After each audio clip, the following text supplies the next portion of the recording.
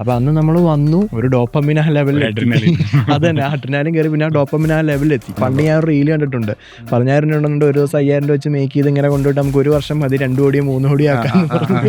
അത് ശരിക്കും പറഞ്ഞാൽ ഏറ്റവും വലിയ ബ്ലണ്ടറാണ്. Profit management important. ആരെന്ത് പറഞ്ഞാലും സമ്മതിച്ചു കൊടുക്കാത്ത ഒരാൾ. അങ്ങനെയുള്ള ഒരാൾ മാർക്കറ്റിലേക്ക് വന്നു കഴിഞ്ഞാൽ ഇപ്പം മാർക്കറ്റ് പഠിപ്പിച്ചു പുള്ളിയുടെ പൈസ മേടിച്ചിട്ടായിരിക്കും മാർക്കറ്റ് പഠിപ്പിക്കുന്നത്. ട്രേഡിങ്ങിനെ പ്രൈമറി സോഴ്സ് ആക്കത്തില്ല. നമ്മൾ ട്രേഡിങ്ങിനെ പ്രൈമറി സോഴ്സ് ആക്കുന്ന എപ്പോഴാണോ ആക്കി തുടങ്ങുന്ന പോയിന്റ് തൊട്ട് നമ്മുടെ ട്രേഡിങ് കുളമാവുകയാണ്. ഇപ്പോൾ as A full time trader ആണെന്നുണ്ടെങ്കിൽ സ്വാഭാവികമായിട്ടും നമ്മുടെ ഇൻകം സോഴ്സ് ട്രേഡിങ്ങിൽ നിന്നായിരിക്കും. ഞാൻ നോക്കുമ്പോൾ ഇതിൻ്റെ അകത്ത് കുറേ സാധനമുണ്ട്. മൊബൈലിൻ്റെ അകത്ത് താഴെ മാക്ഡി RSI അത് ഇത് എല്ലാം ഉണ്ട്. ചാർട്ട് കാണാനില്ല. എന്തിൻ്റെ ഒന്നെങ്കിൽ ഇൻഡിക്കേറ്റേഴ്സിനെ ബ്ലൈൻഡ് ആയിട്ട് ട്രസ്റ്റ് ചെയ്തിട്ട് അതിൻ്റെ ഒരു സിസ്റ്റം മേക്കണം. ആ സിസ്റ്റമാറ്റിക്കലി നമുക്ക് അപ്ലൈ ചെയ്യാൻ പറ്റുന്നത്. കേരളത്തിലെ ട്രേഡേഴ്സിൻ്റെ ഇടയിൽ, പ്രത്യേകിച്ച് ഓപ്ഷൻ ട്രേഡേഴ്സിൻ്റെ ഇടയിൽ വളരെ സുപരിചിതമായ ഒരു മുഖമാണ് ഇന്ന് നമ്മുടെ കൂടെ വന്നിട്ടുള്ളത്. Sibin Biju. Welcome to the show. Thank you. ഞാൻ അങ്ങനെ ഇൻട്രൊഡ്യൂസ് ചെയ്യാനുള്ളൊരു പ്രത്യേക കാരണമുണ്ട്. സിബിന് ഫ്രീ ആയിട്ട് സംസാരിക്കാമല്ലോ. അങ്ങനെ ഇൻട്രൊഡ്യൂസ് ചെയ്യാനുള്ളൊരു കാരണം എന്താണെന്ന് വെച്ച് കഴിഞ്ഞാൽ നമ്മുടെ ഓപ്ഷൻ ബൈയിങ് എന്ന് പറഞ്ഞ കമ്മ്യൂണിറ്റി കേരളത്തിൽ ഭയങ്കര പോപ്പുലർ ആയിട്ടുള്ളൊരു കമ്മ്യൂണിറ്റിയാണ്. ഒരുപാട് ആൾക്കാരുള്ള ഒരു കമ്മ്യൂണിറ്റിയാണ്. ഇപ്പോൾ മാർക്കറ്റിൻ്റെ ഒരു അവസ്ഥ വെച്ച് നോക്കുകയാണെങ്കിൽ, പ്രത്യേകിച്ച് ഇന്ത്യൻ മാർക്കറ്റിൻ്റെ അവസ്ഥ വെച്ച് നോക്കുകയാണെന്നുണ്ടെങ്കിൽ ക്രൂഡ് ഓയിൽ ഉണ്ട്, നമുക്ക് ട്രേഡ് ചെയ്യാൻ പറ്റുന്ന ഇക്വിറ്റീസ് ട്രേഡ് ചെയ്യാം, ഫ്യൂച്ചേഴ്സിൽ ട്രേഡ് ചെയ്യാം. പക്ഷേ ഏതൊരു പ്ലാറ്റ്ഫോം ഓപ്പൺ ചെയ്ത് കഴിഞ്ഞാലും ഫസ്റ്റ് കാണുന്നൊരു ഡിസ്ക്ലൈമർ ഉണ്ട്, ഒരു വാർണിംഗ് തന്നെ പറയാം പുതിയ ട്രേഡേഴ്സിന്. 9 out of 10 ഡെറിവേറ്റീവ് സെഗ്മെന്റിൽ ട്രേഡ് ചെയ്യുന്ന ആൾക്കാർ ആർ ഇൻ ലോസ്. എന്തുകൊണ്ട് സിബിന് ഈ ഒരു വാർണിംഗ് കണ്ടിട്ടും ഒരു ഓപ്ഷൻ ബയ്യറായി മാറി? വൈ? ഞാൻ ഓപ്ഷൻ ബൈങ്ങിലേക്ക് വന്ന സ്റ്റോറി ഇമ്പോർട്ടൻ്റ് ആണ്. കാര്യം എന്ന് വെച്ച് കഴിഞ്ഞാൽ അതിലേക്ക് ഞാൻ ഈ ഡിസ്ക്ലൈമറോ അല്ലെങ്കിൽ ഇങ്ങനത്തെ കാര്യങ്ങളോ അറിഞ്ഞിട്ടല്ല ആദ്യമേ വന്നത്. കാര്യം ഞാൻ വരുന്ന ടൈമിൽ ഇങ്ങനത്തെ കാര്യങ്ങളൊന്നും അവെയർ അല്ല, അല്ലെങ്കിൽ ഇങ്ങനത്തെ ഇപ്പം ഗൈഡ് ചെയ്യാനോ അല്ലെങ്കിൽ അങ്ങനത്തെ രീതിയിലൊന്നും പ്രത്യേകിച്ച് സാധനങ്ങളൊന്നും തന്നെ ഇല്ല. അപ്പോൾ അന്ന് നമ്മൾ വന്നു, ഇനിഷ്യലി വന്നു, അതിനകത്ത് നമുക്കൊരു കിക്ക് കിട്ടാൻ തുടങ്ങി. ഒരു ഡോപ്പമിൻ ആ ലെവലിലെത്തി. അത് തന്നെ അഡ്രിനാലിൻ കയറി പിന്നെ ആ ഡോപ്പമിൻ ആ ലെവലിലെത്തി. പിന്നെ നമ്മളെ സംബന്ധിച്ചെന്ന് പറഞ്ഞാൽ അത് കിട്ടിയാലേ പറ്റത്തുള്ളൂ. അങ്ങനെ ഒരു സ്റ്റേറ്റാണ് ഞാൻ ആദ്യമേ വന്നത്. ആൻഡ് ദെൻ അതിലോട്ട് വന്നു. ഇനിഷ്യലി ഞാൻ മാർക്കറ്റിലേക്ക് വന്നതെന്ന് പറഞ്ഞാൽ ഇൻവെസ്റ്റിംഗ് തന്നെ ആയിരുന്നു. ലോങ് ടൈം ഇൻവെസ്റ്റിങ്ങും അതേപോലെ സ്വിങ്സും ആയിരുന്നു. അങ്ങനെ മാർക്കറ്റിലോട്ട് വന്ന് അതിൻ്റെ അകത്തുനിന്ന് മേക്ക് ചെയ്ത പ്രോഫിറ്റ് എല്ലാം ഇനിഷ്യലി ഓപ്ഷൻ ബൈങ്ങിൻ്റെ അകത്തും കളഞ്ഞ്. Normal story. എല്ലാവരുടെയും ജേണി ഇത് തന്നെയാണ്. അപ്പം അങ്ങനെ കുറേ പ്രോഫിറ്റ് അവിടെ കളഞ്ഞു. ദെൻ കുറച്ചുകൂടെ കഴിഞ്ഞപ്പോഴത്തേക്ക് എനിക്ക് കുറച്ചുകൂടെ മനസ്സിലായി ഇതെന്തോ മാത്സിൻ്റെ ഗെയിമാണ്. കുറേ നമ്പേഴ്സ് സംതിങ്. എനിക്ക് മാത്സ് ഭയങ്കര ക്രേസ് ആണ്. അപ്പം ഞാൻ വിചാരിച്ച സംതിങ് എന്തോ ഉണ്ട്. അപ്പം ഞാൻ അതാണ് നമുക്ക് പണ്ടുള്ള ഒരു ഈഗോ ഉണ്ടല്ലോ, നമ്മളിത് വിട്ടുകൊടുക്കത്തില്ല. അങ്ങനെയാണ് ഞാൻ ആക്ച്വലി ഇതിൻ്റെ അകത്തോട്ട് വന്നു. പിന്നെ അതിൻ്റെ അകത്ത് കുറേ സാധനങ്ങൾ പഠിച്ചു ആൻഡ് കുറേ സെറ്റപ്സ് അപ്ലൈ ചെയ്യാൻ വേണ്ടി തുടങ്ങി. പിന്നെ അതുകൊണ്ട് എഗെയിൻ എപ്പോഴും ഒരു ജേണി, ഒരു അപ്പ് സൈഡ് വരും, പിന്നെ ഡൗൺ ആവും, പിന്നെ അപ്പ് വരും, പിന്നെ ഡൗൺ ആവും.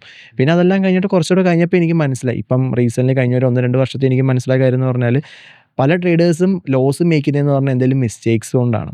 അല്ലെങ്കിൽ മെയിൻ നമ്മൾ കോമൺ ആയിട്ട് എല്ലാവരും പറയുന്നത് പറഞ്ഞാൽ സൈക്കോളജിയാണ്, അല്ലെങ്കിൽ മൈൻഡിൻ്റെ ഇഷ്യൂ ആണ്. അപ്പോൾ എന്നാലും നമ്മൾ നോക്കേണ്ടതെന്ന് പറഞ്ഞാൽ ഓപ്ഷൻ ബൈങ്ങിനകത്ത് കുറേ ലൂപ്പ് ഹോൾസ് ഉണ്ട്. നമുക്ക് കറക്റ്റ് ആ പോയിന്റ് കിട്ടിക്കഴിഞ്ഞാൽ, അല്ലെങ്കിൽ ആ ഒരു നാക്ക് കിട്ടിക്കഴിഞ്ഞാൽ നമുക്കത് കുറച്ചുകൂടെ അപ്ലൈ ചെയ്യാൻ വേണ്ടി പറ്റും. അപ്പോൾ അങ്ങനെ ഒരു പാറ്റേണിനകത്ത് ഞാൻ ഫോളോ ചെയ്യുന്നതുകൊണ്ടാണ് കൂടുതൽ ഓപ്ഷൻ ബൈയിങ് പ്രിഫർ ചെയ്യുന്നത്. അതിനകത്ത് നമുക്ക് കുറേ അഡ്വാൻറ്റേജ് ഉണ്ട്. ഇപ്പം ഓപ്ഷൻ ബൈങ്ങിൻ്റെ അകത്ത് എല്ലാവരും പറയുന്നത് ടൈം ഡി കെ എന്ന് പറയുന്നു. ടൈം ഡി കെ ശരിക്കും നമുക്ക് അഡ്വാൻറ്റേജ് ആയിട്ട് ഉപയോഗിക്കാൻ വേണ്ടി പറ്റും. അങ്ങനെ കുറേ കാര്യങ്ങൾ ഇപ്പോൾ പ്രത്യേകിച്ച് പറയുകയാണെന്നുണ്ടെങ്കിൽ നമ്മളിപ്പോൾ പലപ്പോഴും ട്രേഡ് ചെയ്യുന്ന സമയത്ത് ശ്രദ്ധിച്ചിട്ടുണ്ടാവും, ഒരു സൈഡിൽ മാത്രം ഡി കെ വരുന്നു, എന്നാൽ മറ്റേ സൈഡിൽ ഡി കെ ഇല്ല. അങ്ങനെ വരുവാണെന്നുണ്ടെങ്കിൽ തീർച്ചയായിട്ടും ഒരു സ്പെസിഫിക് ഡയറക്ഷനിലേക്ക് മൂവ്മെൻറ്റ് വരാനുള്ള ചാൻസ് ഭയങ്കര ഹൈ ആണ്. അപ്പോൾ ഇങ്ങനെ ചില സാധനങ്ങൾ നമുക്ക് നെഗറ്റീവ് എന്ന് മാർക്കറ്റിൽ തോന്നുന്ന കുറേ പോയിന്റുകൾ നമ്മളെടുത്ത് ഫിഗർ ഔട്ട് ചെയ്യുവാണെങ്കിൽ ശരിക്കും അതിനെ നമ്മൾ യൂട്ടിലൈസ് ചെയ്താൽ മതി. ഇപ്പം ഇമോഷൻ ട്രേഡിംഗ് എന്ന് പറയുന്നു, അത് ശരിക്കും നമുക്ക് അതിനെ കറക്റ്റ് യൂട്ടിലൈസ് ചെയ്യാൻ വേണ്ടി പറ്റും. അല്ലെങ്കിൽ നമുക്ക് എന്താ പറയുക, നമ്മുടെ ക്യാപിറ്റൽ ഓപ്ഷൻ ബയേഴ്സിനെ സംബന്ധിച്ച് പ്രത്യേകിച്ച് എല്ലാവരും പറയുന്നത് പറഞ്ഞാൽ നമ്മുടെ 2% ആണ് ഡെയിലി റിസ്ക് ചെയ്യേണ്ടത്, അല്ലെങ്കിൽ 1% ആണ് റിസ്ക് ചെയ്യേണ്ടത്. എൻ്റെ അടുത്ത് ചോദിച്ചാൽ റിസ്ക് മാനേജ്മെന്റ് ബേസിക് ഞാൻ ഇത് തന്നെ പറയത്തുള്ളൂ. കോമൺ ആയിട്ടുള്ള കാര്യമാണ്, അതൊരു റൂളാണ്, അത് നമ്മൾ ഫോളോ ചെയ്യേണ്ടതാണ്, നമ്മൾ ഒപ്പിട്ട് കൊടുക്കേണ്ട സാധനം തന്നെയാണ്. പക്ഷേ ഓപ്ഷൻ ബൈങ്ങിൻ്റെ അത് ഇത് പ്രാക്ടിക്കലി പോസിബിൾ അല്ല. സെയിം തിങ് നമ്മളിപ്പം എങ്ങനെ ഇപ്പം 1 lakh ട്രേഡ് ചെയ്യുന്ന ഒരാളാണെന്നുണ്ടെങ്കിൽ മാക്സിമം 1%, 1000 രൂപ. ഒന്നെങ്കിൽ അയാളെ സംബന്ധിച്ചെന്ന് പറഞ്ഞാൽ 1000 രൂപയ്ക്ക് അകത്ത് വരുന്ന ട്രേഡുകൾ മാത്രം അയാൾ എടുക്കേണ്ടി വരും. റിസ്ക് അല്ലെങ്കിൽ നിയർലി 1000 അല്ലെങ്കിൽ അതിൽ താഴെ വരുന്ന ട്രേഡ് എടുക്കേണ്ടി വരും. അങ്ങനെ അയാൾ ഫിൽട്ടർ ചെയ്യുന്ന സമയത്ത് തന്നെ അയാൾക്ക് അതിൽ കൂടുതൽ പ്രോഫിറ്റ് വരുന്ന ട്രേഡുകൾ മിസ്സാവുന്നുണ്ട്. അപ്പോൾ നമുക്കത് ഏറ്റവും വലിയൊരു ചലഞ്ചിങ് പാർട്ട് തന്നെയാണ്. അപ്പോൾ അതിന് നമ്മൾ കറക്റ്റ് അതിൻ്റെ ഒരു ലൂപ്പ് ഹോൾ നമ്മൾ കണ്ടുപിടിച്ച് കഴിഞ്ഞാൽ നമുക്കത് കുറച്ചും കൂടെ എഫക്റ്റീവ് ആയി യൂട്ടിലൈസ് ചെയ്യാൻ പറ്റും. അപ്പോൾ അങ്ങനെ നമ്മൾ ഓപ്ഷൻ ബൈങ്ങിനെ അപ്രോച്ച് ചെയ്യുന്നതാണ് എൻ്റെ ഒരു വേയിൽ നല്ലത്. ഞാൻ അങ്ങനെ ഒരു രീതിയിൽ അപ്രോച്ച് ചെയ്യുന്നതുകൊണ്ട് തന്നെയാണ് ഞാൻ ഓപ്ഷൻ ബൈങ്ങിനെ അത് സ്റ്റിക്ക് ഓൺ ചെയ്യുന്നത്. അതുകൊണ്ട് എല്ലാവരും പറയുന്ന പോലെ നമ്മൾ യൂട്യൂബ് നോക്കിക്കഴിഞ്ഞാൽ നമുക്ക് കുറേ സാധനങ്ങൾ കിട്ടും, നോർമൽ തിയറീസും അല്ലെങ്കിൽ കുറേ യൂട്യൂബ് എന്ന് പറയാം. ഇപ്പോൾ എന്നെ സംബന്ധിച്ചാണ് എനിക്ക് എനിക്ക് റീല് വന്ന് കുറേ കാര്യങ്ങൾ പറയുക ഈസിയാണ്. അല്ല യൂട്യൂബിൽ വന്നിട്ട് സ്ക്രീൻ തുറന്ന് എനിക്ക് എന്ത് വേണമെങ്കിലും പറഞ്ഞാൽ മതി. സെയിം സാധനം നമ്മൾ അപ്ലൈ ചെയ്ത് വരുമ്പോഴേക്കാണ് അതിൻ്റെ ഡിഫിക്കൽറ്റി അല്ലെങ്കിൽ കറക്റ്റ് നമ്മൾ അപ്ലൈ ചെയ്യുന്ന കാര്യങ്ങളായിരിക്കണം. ശരിക്കും നമുക്ക് ലൂപ്പ് ഹോൾസ് ഒരുപാടുണ്ട്. നമ്മൾ യൂട്യൂബിലും മറ്റും കാണുന്ന സാധനങ്ങൾ അതേപോലെ കൊണ്ട് അപ്ലൈ ചെയ്തിട്ട് കാര്യമില്ല. ലൂപ്പ് ഹോൾസ് മനസ്സിലാക്കാൻ നമ്മൾ ചെയ്യുക. അപ്പോൾ നമുക്ക് അതിൻ്റെ അന്നൊരു കിക്ക് കിട്ടും. ആൻഡ് ഓൾസോ നമ്മൾ കുറച്ചും കൂടെ പ്രത്യേകിച്ച് ആസ് ആൻ ഓപ്ഷൻ ബയ്യർ നമ്മൾ മാർക്കറ്റിൽ പ്രോഫിറ്റ് മേക്ക് ചെയ്യുന്നു അല്ലെങ്കിൽ നമ്മൾ ട്രേഡ് ചെയ്യുന്നു എന്നുള്ളൊരു ടെൻഡൻസി വെക്കാണ്ട് നമ്മൾ വേറെ അപ്രോച്ചിൽ നമുക്കൊന്ന് ചിന്തിക്കാൻ പറ്റും. ഫോർ എക്സാമ്പിൾ പറയുകയാണെങ്കിൽ നേരത്തെ നമ്മൾ പറഞ്ഞ പോലെ തന്നെ 9 out of 10 ട്രേഡേഴ്സും ലോസ് മേക്ക് ചെയ്യണം. ഈവൻ ദോ ഇതൊരു പൂളാണല്ലോ, ഇതിൻ്റെ അകത്ത് കുറേ പേര് ലോസ് മേക്ക് ചെയ്യുന്നു, കുറേ പേര് ഗെയിം മേക്ക് ചെയ്യുന്നു, നെറ്റ് നമ്മൾ എന്ത് ചെയ്യുന്നു ഇൻസ്റ്റിറ്റ്യൂഷനായിട്ട് കോമ്പൻസേറ്റ് ചെയ്യുന്നു. സെയിം തിങ് തന്നെ നമുക്കിതും ചിന്തിക്കാം. നമ്മൾ ബാക്കിയുള്ള റീറ്റെയിലേഴ്സിൻ്റെ ലോസ് നമ്മൾ എടുക്കുവാണ്, അവരുടെ സ്റ്റോപ്പ് ലോസ് നമ്മളെ ഗ്രാബ് ചെയ്യുന്നു എന്നുള്ളൊരു തോട്ടിൽ വന്നു കഴിഞ്ഞാൽ നമുക്ക് കുറച്ചും കൂടെ നൈസായിട്ട് അപ്രോച്ച് ചെയ്യാൻ പറ്റും. അതാണ് നമുക്ക് ശരിക്കും കൂടെ നൈസാണ്. അപ്പോൾ ഞാൻ ശ്രദ്ധിച്ചിട്ടുള്ള ഒരു കാര്യം എന്താ വെച്ച് കഴിഞ്ഞാൽ ട്രേഡിങ് സ്റ്റാർട്ട് ചെയ്യുന്നത് മോസ്റ്റ്ലി യൂത്താണ്. ഒക്കെ ഒരു 18, 19, 20, 21 ഏജ്. ഇവരൊക്കെ തുടങ്ങുന്ന ഒരു രീതിയും എൻ്റെ ഇന്നൊരു പ്രത്യേക പാറ്റേൺ ഉണ്ട്. അതായത് ആദ്യം സ്റ്റോക്കിലൊന്ന് ഇൻവെസ്റ്റ് ചെയ്യും. സ്റ്റോക്കിൽ ഇൻവെസ്റ്റ് ചെയ്യുന്ന സമയത്ത് ഇവർക്ക് ചെറിയ എമൗണ്ട് ഉണ്ടാവുള്ളൂ. മാക്സിമം ഒരു 10,000 rupees ഡിപ്പെൻസ്. പക്ഷെ ഒരു ചെറിയ എമൗണ്ട് വരും. ഈ ഒരു സ്റ്റോക്കിലുള്ള ഇൻവെസ്റ്റ്മെന്റ് കഴിഞ്ഞതിന് ശേഷം ഇവർ കുറച്ചും കൂടി ഒന്ന് അഗ്രസീവ് ആകാൻ തുടങ്ങും. കാരണം ഈ സ്റ്റോക്കിൽ 10,000 അല്ലെങ്കിൽ ചെറിയൊരു എമൗണ്ട് ഇൻവെസ്റ്റ് ചെയ്ത് കിട്ടുന്ന ഒരു എമൗണ്ട് എന്ന് പറഞ്ഞാൽ റിട്ടേൺസ് വളരെ കുറവായിരിക്കും. ഇവരെ സംബന്ധിച്ചിടത്തോളം ഇവർ കേൾക്കുന്ന തന്നെ ട്രേഡിംഗ് വഴി ഒരു ജീവിതമാർഗ്ഗം ഉണ്ടാക്കാം. പക്ഷെ ഇവർ കിട്ടുന്നതാണെങ്കിൽ ചെറിയ എമൗണ്ട്. അപ്പോൾ ഇവർ കുറച്ചും കൂടി ബെറ്റർ ആയിട്ട് എങ്ങനെ ഈ ഒരു 10,000 വെച്ചിട്ട് ഉണ്ടാക്കാൻ നോക്കും. സ്റ്റോക്കിൽ നിന്ന് നേരെ ഓപ്ഷനിലേക്ക് പോകുന്നു. ഓപ്ഷനിലേക്ക് ഇങ്ങനെ കുറച്ച് കാലം കഴിച്ച്, അതും ഓപ്ഷൻ ബൈയിലേക്കാണ് പോകുന്നത്. കുറച്ച് കാലം കഴിച്ച് ഈ കുറച്ച് കാലം കളിക്കുന്നതിൻ്റെ ഇടയിൽ തന്നെ ഈ 10,000 2 വട്ടം 3 വട്ടം വാഷ് ഔട്ട് ആയിട്ടുണ്ടാവും. അവിടുന്ന് നേരെ പോകുന്നു സ്റ്റോക്ക് ഓപ്ഷനോ അല്ലെങ്കിൽ ഫ്യൂച്ചേഴ്സോ എന്തെങ്കിലും അഡ്വാൻസ്ഡ് ആയിട്ട് ഒന്ന് നോക്കാൻ. അപ്പോൾ നോക്കുന്ന സമയത്ത് ഇതിലും ഇവർ വിചാരിക്കുന്ന ഒരു എഡ്ജ് കിട്ടുന്നില്ല.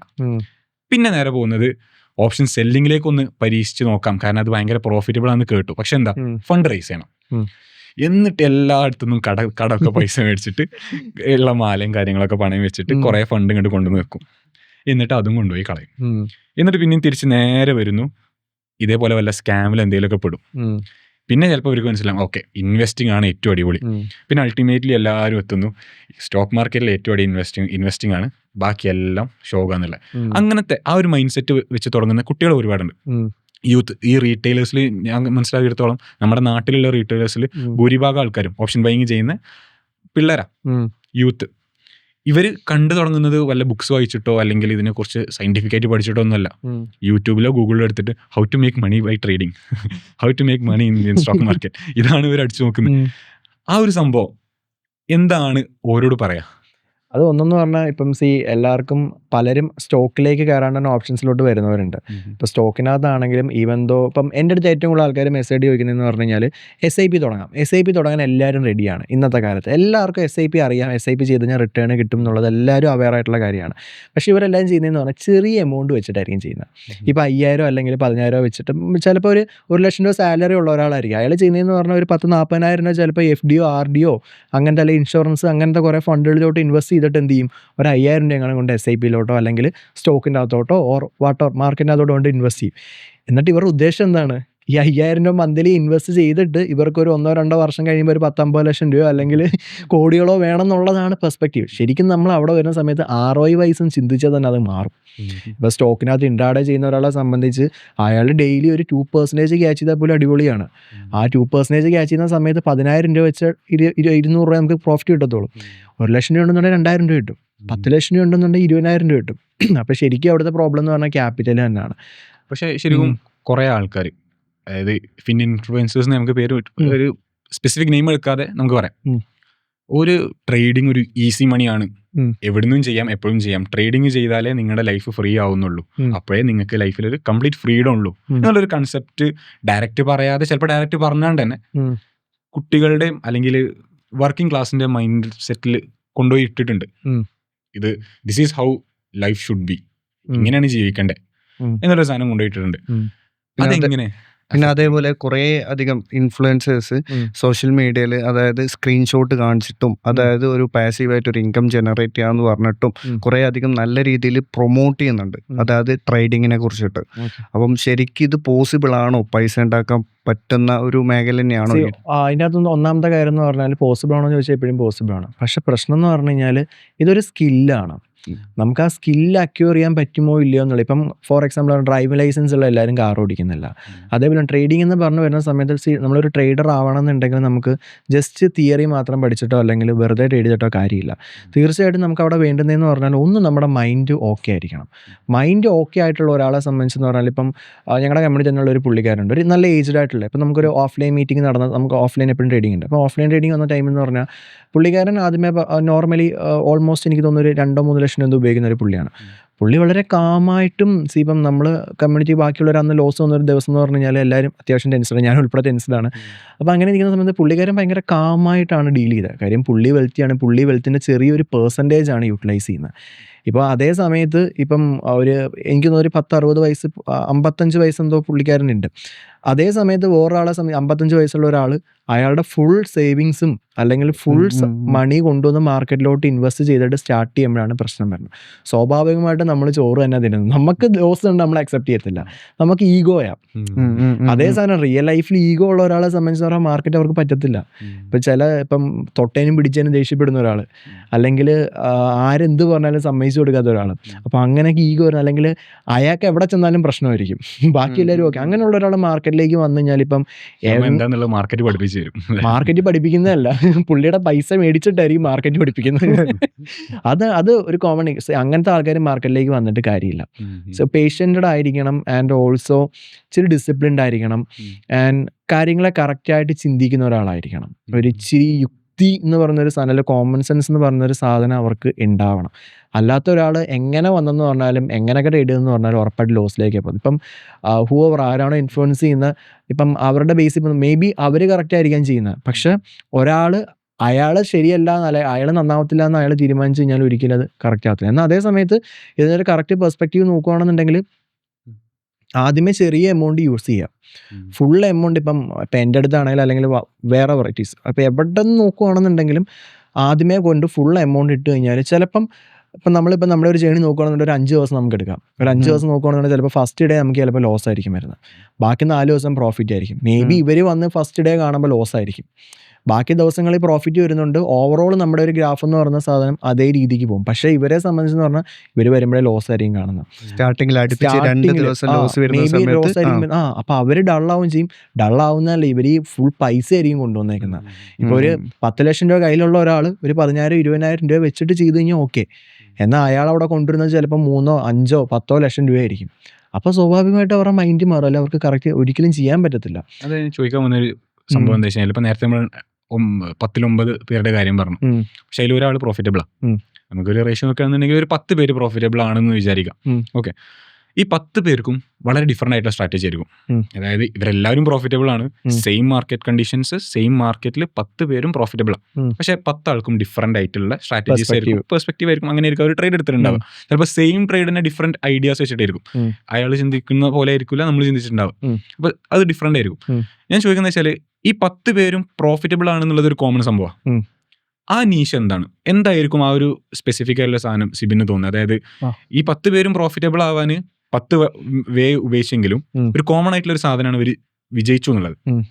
അതെന്തുകൊണ്ടായിരിക്കും എന്നുള്ളത് അതെന്ന് വെച്ച് കഴിഞ്ഞാൽ അവരുടെ കൺസിസ്റ്റൻസിയും കുറേ കാര്യങ്ങളും കൊണ്ടായിരിക്കും. ഇപ്പം സെയിം തിങ് തന്നെ നമുക്ക് വേറെ രീതിയിൽ ഒന്ന് ചിന്തിക്കുക. അതായത് ഇപ്പം ഈ 10 ട്രേഡേഴ്സ് എടുക്കുന്നു, ഈ 10 ട്രേഡേഴ്സും ഒരേ ദിവസം 10 പേരും ചിലപ്പോൾ പ്രോഫിറ്റ് ആയിരിക്കത്തില്ല.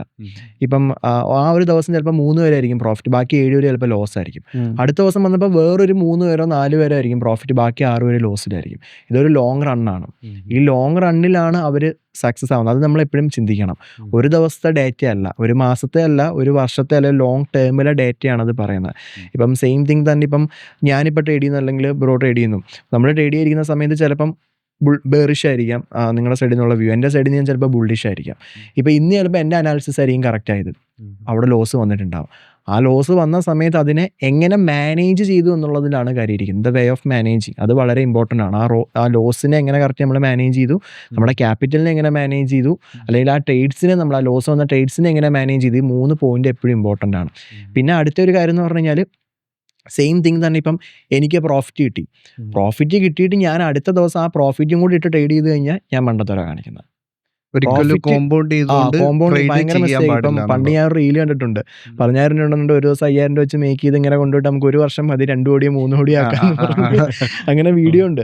അത് ശരിക്കും പറഞ്ഞാൽ ഏറ്റവും വലിയ ബ്ലണ്ടറാ. Profit management ഇമ്പോർട്ടൻ്റാ. ഇപ്പം ഞാൻ ഏറ്റവും കൂടുതൽ ഞാൻ സംസാരിക്കുന്ന കാര്യം പ്രോഫിറ്റ് മാനേജ്മെന്റ് ആണ്. നമുക്ക് കിട്ടുന്ന പ്രോഫിറ്റ് ഒരിക്കലും കോമ്പൗണ്ട് ചെയ്യാൻ പാടില്ല. ഇപ്പം ചിലരിപ്പം 1,00,000 രൂപയ്ക്ക് ഇന്ന് ഓപ്ഷൻ ബൈങ് ചെയ്താൽ ആ 40,000 50,000 മേക്ക് ഒരുപാടുമില്ല. എല്ലാവർക്കും അറിയാവുന്ന പച്ചയായ സത്യമാണ്. ലോസ് വരുന്ന സമയത്ത് അത് മാനേജ് ചെയ്യണം. അത് ഇമ്പോർട്ടൻ്റ് ആണ്. അത് ചിലപ്പോൾ ഒരു 10,00,000 രൂപ ഉണ്ട്, ആ രീതി നമ്മൾ കറക്റ്റ് മാനേജ് ചെയ്യുന്ന ഓക്കെ. എന്നാൽ അതേ സമയത്ത് ഇപ്പോൾ ഒന്ന് 1,00,000 രൂപ ക്യാപിറ്റൽ വെച്ച് നമുക്ക് ഇന്നൊരു 50,000 രൂപ പ്രോഫിറ്റ് കിട്ടി. നാളെ അതേ 1,50,000 രൂപ ഇട്ടിട്ട് നമുക്കൊരു 60,000 രൂപ പ്രോഫിറ്റ് കിട്ടിയെന്ന് വെച്ചോ. അപ്പോൾ 2,10,000 രൂപ നമ്മുടെ ക്യാപിറ്റൽ. ചാർജസ് എല്ലാം കഴിഞ്ഞ് 2,00,000 രൂപ ഉണ്ടെന്ന് തന്നെ വെച്ചോ.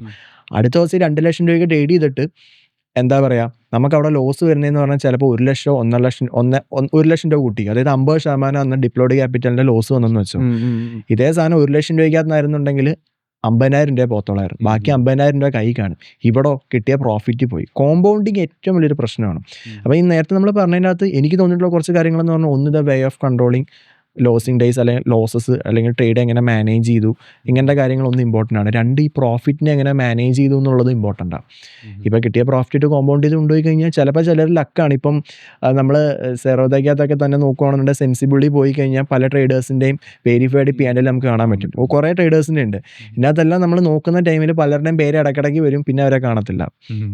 പലരും ഇങ്ങനെ വന്നു നമ്മളെ ഡേറ്റ അനാലിസിസ് ചെയ്യുന്ന സമയത്ത് മനസ്സിലായി. അതിനെ നോക്കുകയാണെന്നുണ്ടെങ്കിൽ പലരും ചെയ്യുന്നതെന്ന് പറഞ്ഞാൽ എവിടെയെങ്കിലും ഒരു ട്രേഡ് എടുക്കും, നല്ലൊരു എമൗണ്ട് പ്രോഫിറ്റ് കയറും, ദെൻ അതിട്ട് അടുത്ത ട്രേഡ് എടുക്കും. അങ്ങനെ ക്യുമുലേറ്റ് ചെയ്തുകൊണ്ടുണ്ട്. ഇത് ഏതെങ്കിലും ഒരു ദിവസമായിരിക്കും ഇത് പോകുന്നത്. അപ്പോൾ കോമ്പൗണ്ടിങ് ഏറ്റവും വലിയൊരു പ്രശ്നമാണ്. ട്രിക്ക്, അതായത് ഇന്നൊരു ട്രേഡ് എടുത്തു, അതിന്റെ ഒരു പ്രോഫിറ്റ് ആയി, ആ പ്രോഫിറ്റ് ഇന്ന് തന്നെ എൻ്റെ ഒരു സിസ്റ്റം എന്ന് പറഞ്ഞാൽ ഞാൻ ടോട്ടലി യൂസ് ചെയ്യുന്ന ക്യാപിറ്റലിന് 10% ഞാൻ ഡിമാറ്റിൽ ആഡ് ചെയ്യത്തുള്ളൂ. അപ്പോൾ അത് ആഡ് ചെയ്യുന്നതിൻ്റെ അകത്ത് പറഞ്ഞാൽ ഞാൻ ഒരു ദിവസം ഇമോഷണലായി. എനിക്കൊരു ദിവസം ഞാൻ മാർക്കറ്റ് ചെയ്തപ്പോൾ നമുക്ക് എന്തായാലും നമുക്ക് റിവഞ്ച് വരും, അല്ലെങ്കിൽ നമുക്ക് എങ്ങനെയാലും നമ്മൾ ഇമോഷണൽ മാസത്തിൽ നോക്കി ഒരു ദിവസം എങ്ങനെ വരും നമ്മൾ ആയി മാറും. അപ്പോൾ അങ്ങനെ ഒരു കേസ് വന്നു കഴിഞ്ഞാൽ, അല്ലെങ്കിൽ മാർക്കറ്റ് മോശമായിപ്പോയി, നമ്മുടെ സെറ്റപ്സ് എല്ലാം നമ്മൾ അപ്ലൈ ചെയ്ത് എന്നിട്ട് മാർക്കറ്റ് മോശമായിപ്പോയിട്ടുണ്ടെങ്കിൽ നമ്മൾ മാക്സിമം ലോസ് ചെയ്ത് 10% പോകത്തുള്ളൂ. അല്ലെങ്കിൽ ഞാൻ പറയുന്ന മാക്സിമം 10 എന്നേ ഞാൻ പറയത്തുള്ളൂ. അല്ലെങ്കിൽ ഏറ്റവും ബെറ്റർ 5% കീപ്പ് ചെയ്താൽ മതി. എന്നാൽ ഈ സെയിം സാധനം നമുക്ക് വേണമെന്നുണ്ടെങ്കിൽ ഒരു അത്യാവശ്യം 4-5 ലക്ഷം രൂപ ക്യാപിറ്റൽ ഉണ്ടെങ്കിൽ ഒരു 25,000 മിനിമം വേണമല്ലോ ഓപ്ഷൻ ബൈങ് നമുക്ക് ചെയ്യാൻ വേണ്ടി. അങ്ങനെ ഒരു ലെവലിലേക്ക് വരുമ്പോഴാണ് അത് കറക്റ്റ് ആവുന്നത്. അപ്പം ഡെയിലി വൈസ് നമുക്ക് കിട്ടുന്ന പ്രോഫിറ്റിനെ വിഡ്രോ ചെയ്ത് മാറ്റി കഴിഞ്ഞാൽ അതെന്ത് ചെയ്യണം, നമ്മൾ റീഇൻവെസ്റ്റ് ചെയ്യണം. ഇത് നമുക്ക് ഓപ്ഷൻ ബൈങ് നമുക്കൊരു കിക്ക് കയറത്തില്ലേ, അതേപോലെ തന്നെ മണി മേക്കിങ് നമുക്കൊരു കിക്ക് കയറണം. ഇപ്പം ഡെയിലി വൈസ് ഇപ്പം ഞാൻ ഇൻസ്റ്റയിൽ അപ്ഡേറ്റ് ചെയ്യാറുണ്ട് എൻ്റെ ഡെയിലി റിസൾട്ട് എന്താണെന്ന് വെച്ചാൽ. അപ്പോൾ അതിനകത്ത് പ്രോഫിറ്റ് ആണ് വരുന്നുണ്ടെങ്കിൽ ഞാൻ ചെയ്യുന്നത് ഞാൻ വിഡ്രോ ചെയ്യും അടുത്ത സ്ഥലത്ത് ഇൻവെസ്റ്റ് ചെയ്യും, അല്ലെങ്കിൽ സ്റ്റോക്സ് അല്ലെങ്കിൽ മ്യൂച്വൽ ഫണ്ട് അല്ലെങ്കിൽ what ever it is person thing ആണ്. അപ്പം നമ്മളത് അതേപോലെ ഇൻവെസ്റ്റ് ചെയ്യും. എന്നിട്ട് എന്ത് ചെയ്യുക, അത് ഗ്രോ ആവുന്നതിൻ്റെ ഒരു തോട്ട് നമ്മൾ ഉള്ളിലോട്ട് കൊണ്ടുവരിക. അപ്പോൾ അതിൽ നിന്ന് നമുക്കൊരു അഡ്രിനാലിൻ കിട്ടും. ആൻഡ് ദെൻ അതിൽ നിന്ന് അത് ഗ്രോ ആവുന്ന കാണുമ്പോൾ സ്വാഭാവികമായിട്ട് നമ്മൾ ട്രേഡിങ് കുറച്ചും കൂടെ ഓട്ടോമാറ്റിക്കലി ഫോക്കസ് ആവും. പിന്നെ വേറൊരു കാര്യം എന്ന് പറഞ്ഞാൽ എനിക്ക് തോന്നിയിട്ടുള്ളൊരു മറ്റൊരു എല്ലാ ട്രേഡേഴ്സിൻ്റെ സക്സസ്ഫുൾ ആയിട്ട് നിൽക്കുന്ന ട്രേഡേഴ്സ്, ഇപ്പം കേരളത്തിൽ തന്നെ കുറേ ട്രേഡേഴ്സ് ഉണ്ട്. അവരെനിക്ക് സോഷ്യൽ മീഡിയയിൽ അങ്ങനെ ആക്റ്റീവ് അല്ല പലരും. കുറേ ട്രേഡേഴ്സ് ഉണ്ട്. അപ്പം നമ്മൾ കോൺക്ലേവിനൊക്കെ പോകുന്ന സമയത്തൊക്കെ എപ്പോഴും പലരും കാണാറുണ്ട്. ഇവരെല്ലാവരിലും എനിക്ക് കോമൺ ആയിട്ട് കണ്ടൊരു പാറ്റേൺ എന്ന് പറയുന്നത്, ഇവർ മാർക്കറ്റിൽ അധികം ടൈം സ്പെൻഡ് ചെയ്യത്തില്ല. അതായത് ഫുൾ ടൈം ട്രേഡർ, ഞാൻ ഓൾസോ ഫുൾ ടൈം ട്രേഡറാണ്, അല്ലെങ്കിൽ അവരും ഫുൾ ടൈം ട്രേഡേഴ്സ് തന്നെയാണ്, അവരുടെ റവന്യൂ ട്രേഡിങ് തന്നെയാണ്. പക്ഷെ അവർ ട്രേഡിങ്ങിനെ പ്രൈമറി സോഴ്സ് ആക്കത്തില്ല. നമ്മൾ ട്രേഡിങ്ങിനെ പ്രൈമറി സോഴ്സ് ആക്കുന്ന എപ്പോഴാണോ ആക്കി തുടങ്ങുന്ന പോയിന്റ് തൊട്ട് നമ്മുടെ ട്രേഡിങ് കുളമാവുകയാണ്. നമ്മൾ അവിടെ ചെയ്യേണ്ടതെന്ന് പറഞ്ഞാൽ പ്രഷർ വരും നമുക്ക്. നമ്മുടെ ഇപ്പോൾ as A full time trader ആണെന്നുണ്ടെങ്കിൽ സ്വാഭാവികമായിട്ടും നമ്മുടെ ഇൻകം സോഴ്സ് ട്രേഡിങ്ങിൽ നിന്നായിരിക്കും. അപ്പോൾ ഒരു മാസം നമുക്ക് ലോസ് വന്നു കഴിഞ്ഞാൽ നമ്മുടെ ഡേ ടു ഡേ എക്സ്പെൻസസ് അല്ലെങ്കിൽ നമ്മുടെ ഫാമിലി കുറേ കാര്യങ്ങൾ നമുക്ക് ഫെയിലാവും, മാനേജ് ചെയ്യാൻ പറ്റാണ്ടാവും. അപ്പോൾ ഇവരെല്ലാം കൂടുതലും ഇപ്പം ഞാൻ പറഞ്ഞ ഈ 1 ഔട്ട് ഓഫ് 10 അകത്തെന്ന് വെച്ച് കഴിഞ്ഞാൽ കേരളത്തിൽ എനിക്കറിയാവുന്ന കുറേ സക്സസ്ഫുൾ ആയിട്ട് ട്രേഡേഴ്സ് ഉണ്ട്. അവരുടെ കുറച്ച് സ്റ്റോറിയാണ് ഞാൻ പറയുന്നത്. അതായത് മെയിൻലി അവർ മറ്റെന്തെങ്കിലും ബിസിനസ്സിൽ ഓറിയൻറ്റഡ് ആണ്. ഒന്നിൽ ട്രേഡിംഗ് മാത്രം ഫോക്കസ് ചെയ്യുന്നില്ല. അവർ നേരെ എന്തെങ്കിലും ബിസിനസ് ഒന്നുമില്ലെങ്കിൽ വെറുതെ എങ്കിലും ചെയ്യും. വെറുതെ എങ്കിലും നമ്മൾ ചിലപ്പോൾ അവരെ സംബന്ധിച്ച് പറഞ്ഞാൽ 2-3 ആഴ്ചത്തെ പ്രോഫിറ്റ് മതിയായിരിക്കും ഒരു ബിസിനസ് സ്റ്റാർട്ട് ചെയ്യാൻ. ദെൻ അവർ അതിലോട്ടാണ് അവരുടെ പ്രൈമറി ഫോക്കസ് കൊടുക്കുന്നത്. പ്രൈമറി ഫോക്കസ് അവിടെ കൊടുത്തിട്ട് ട്രേഡിങ് സെക്കൻഡറി ആക്കുവാണ്. അപ്പോൾ സ്വാഭാവികമായിട്ട് നമ്മുടെ ഒരു മൈൻഡിന് ഉണ്ടാകുന്ന ഒരു ചേഞ്ച് ഉണ്ട്. ട്രേഡിംഗ് ഇല്ലെങ്കിൽ പോലും അത് ഒന്നാമത്തെ കാരണമാണ്. നമ്മൾ ഫിനാൻസ് വൈസ് നോക്കുമ്പോൾ അത് കറക്റ്റാണ്. പക്ഷെ കുറച്ചും കൂടെ നമ്മൾ നോക്കുമ്പോൾ നമ്മുടെ മൈൻഡ് സെറ്റ് കുറച്ചും കൂടി ഇമ്പ്രൂവ് ആവും. ഇപ്പം എന്നെ Okay. സംബന്ധിച്ച് തന്നെ ഞാനും കൂടുതൽ ഞാൻ ട്രേഡിംഗ് എന്നും പറഞ്ഞ് പക്ക എപ്പോഴൊക്കെ ഫോക്കസ് ചെയ്തിട്ടുണ്ടോ അപ്പം മേ ബി 2-3 ദിവസം പ്രോഫിറ്റ് ആയിരിക്കും. അപ്പോൾ സ്വാഭാവികമായിട്ട് എൻ്റെ ഉള്ളിൽ അഡ്രിനാലിൻ കൂടും, ഡോപ്പമിൻ ആ ലെവലെത്തും. പിന്നെ എനിക്ക് ഞാൻ അതിലോട്ടായിരിക്കും എൻ്റെ ഫുൾ ഫോക്കസ് വന്നത്. എന്നാൽ അതേ സമയത്ത് ഞാൻ ട്രേഡിങ്ങിന് അവിടെ വെക്കുന്നു, എന്നിട്ട് ഞാൻ മറ്റെന്തെങ്കിലും കാര്യത്തിലോട്ട് കൂടുതൽ ഫോക്കസ് ചെയ്യുന്നു. ഇപ്പം എനിക്കിപ്പോൾ ബിസിനസ്സും കാര്യങ്ങളുണ്ട്, അപ്പം ഞാൻ അതിലേക്ക് കൂടുതൽ ഫോക്കസ് ചെയ്ത് കഴിഞ്ഞാൽ ട്രേഡിംഗ് ഒബ്വിയസ്ലി സെക്കൻഡറി ആവും. പക്ഷെ നമ്മുടെ മൈൻഡ് സെറ്റ് നമ്മൾ കുറച്ച് ടൈമായിരിക്കും അവിടെ സ്പെൻഡ് ചെയ്യുന്നത്. ആ ടൈം നമ്മൾ കുറച്ചുകൂടെ പ്രൊഡക്റ്റീവായിട്ട് യൂസ് ചെയ്യും. ഇത് ഞാൻ ഇപ്പോൾ കേരളത്തിലെ എല്ലാ ട്രേഡേഴ്സിനും കോമൺ ആയിട്ട് കണ്ട, മീൻസ് എല്ലാ ട്രേഡേഴ്സും അല്ല, എനിക്ക് നല്ല, സക്സസ്ഫുൾ എന്ന് തോന്നിയിട്ടുള്ള എല്ലാ ട്രേഡേഴ്സും അവരെന്തെങ്കിലും ബിസിനസ് ചെയ്യുന്നുണ്ട്. ഇപ്പം വേറെ ഒരു എനിക്കറിയാവുന്ന വേറൊരു ട്രേഡർ ഉണ്ട്, എറണാകുളത്തുള്ളതാണ്. പുള്ളിയും ഓപ്ഷൻ ബൈയിങ് ആണ്, ഡയറക്ഷണൽ ചെയ്യുന്നതാണ്. പുള്ളിക്കാരൻ കൂടുതലും ചെയ്യുന്നതെന്ന് പറഞ്ഞു കഴിഞ്ഞാൽ പഠിക്കാനാണ് ശ്രമിക്കുന്നത്. എന്തെങ്കിലുമൊക്കെ എടുത്ത് പഠിക്കുവാണ്. കാര്യം മാർക്കറ്റിൽ ഒരുപാട് ടൈം സ്പെൻഡ് ചെയ്യുന്നതോറും നമ്മൾ അറ്റാച്ച്ഡ് ആവുക, നമ്മൾ അഡിക്ഷൻ ആവുകയാണ്. അത് ശരിക്കും നമുക്ക് പിന്നെ ട്രേഡ് എടുത്തില്ല ഒക്കത്തില്ല എന്നുള്ളൊരു സ്റ്റേറ്റിലോട്ടൊക്കെ എത്തും. കൂടുതലും ഇപ്പം ഫോർ എക്സാമ്പിൾ വെള്ളം അടിക്കുന്ന ഒരാളെ സംബന്ധിച്ച് പറഞ്ഞാൽ പിന്നെ അയാൾക്ക് അടിച്ചില്ലെങ്കിൽ ഒക്കത്തില്ല എന്നുള്ള സ്റ്റേറ്റ് വരത്തില്ലേ.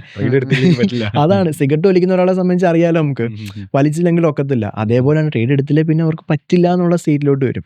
അപ്പം അങ്ങനെ ഒരു സ്റ്റേറ്റ് വരാതിരിക്കാൻ വേണ്ടി പലരും ചെയ്യുന്നതെന്ന് പറഞ്ഞാൽ ജിമ്മിലൊക്കെ കുറേ പേര് ഭയങ്കരമായിട്ട് ഫോക്കസ് ചെയ്യും. ചിലർ സ്റ്റഡീസ് ഫോക്കസ് ചെയ്യും, ചിലർ വർക്കൗട്ട്, കുറേ ആക്ടിവിറ്റീസ്, ഗെയിംസ്, ഷട്ടിൽ, അല്ലെങ്കിൽ മൈൻഡ് എൻഗേജ്ഡ് ആണ്. മൈൻഡ് ഫുള്ളി വേറെ സാധനത്തിലോട്ട് ഫോക്കസ് ചെയ്യാൻ അവർ കൂടുതലും ശ്രദ്ധിക്കുന്നത്.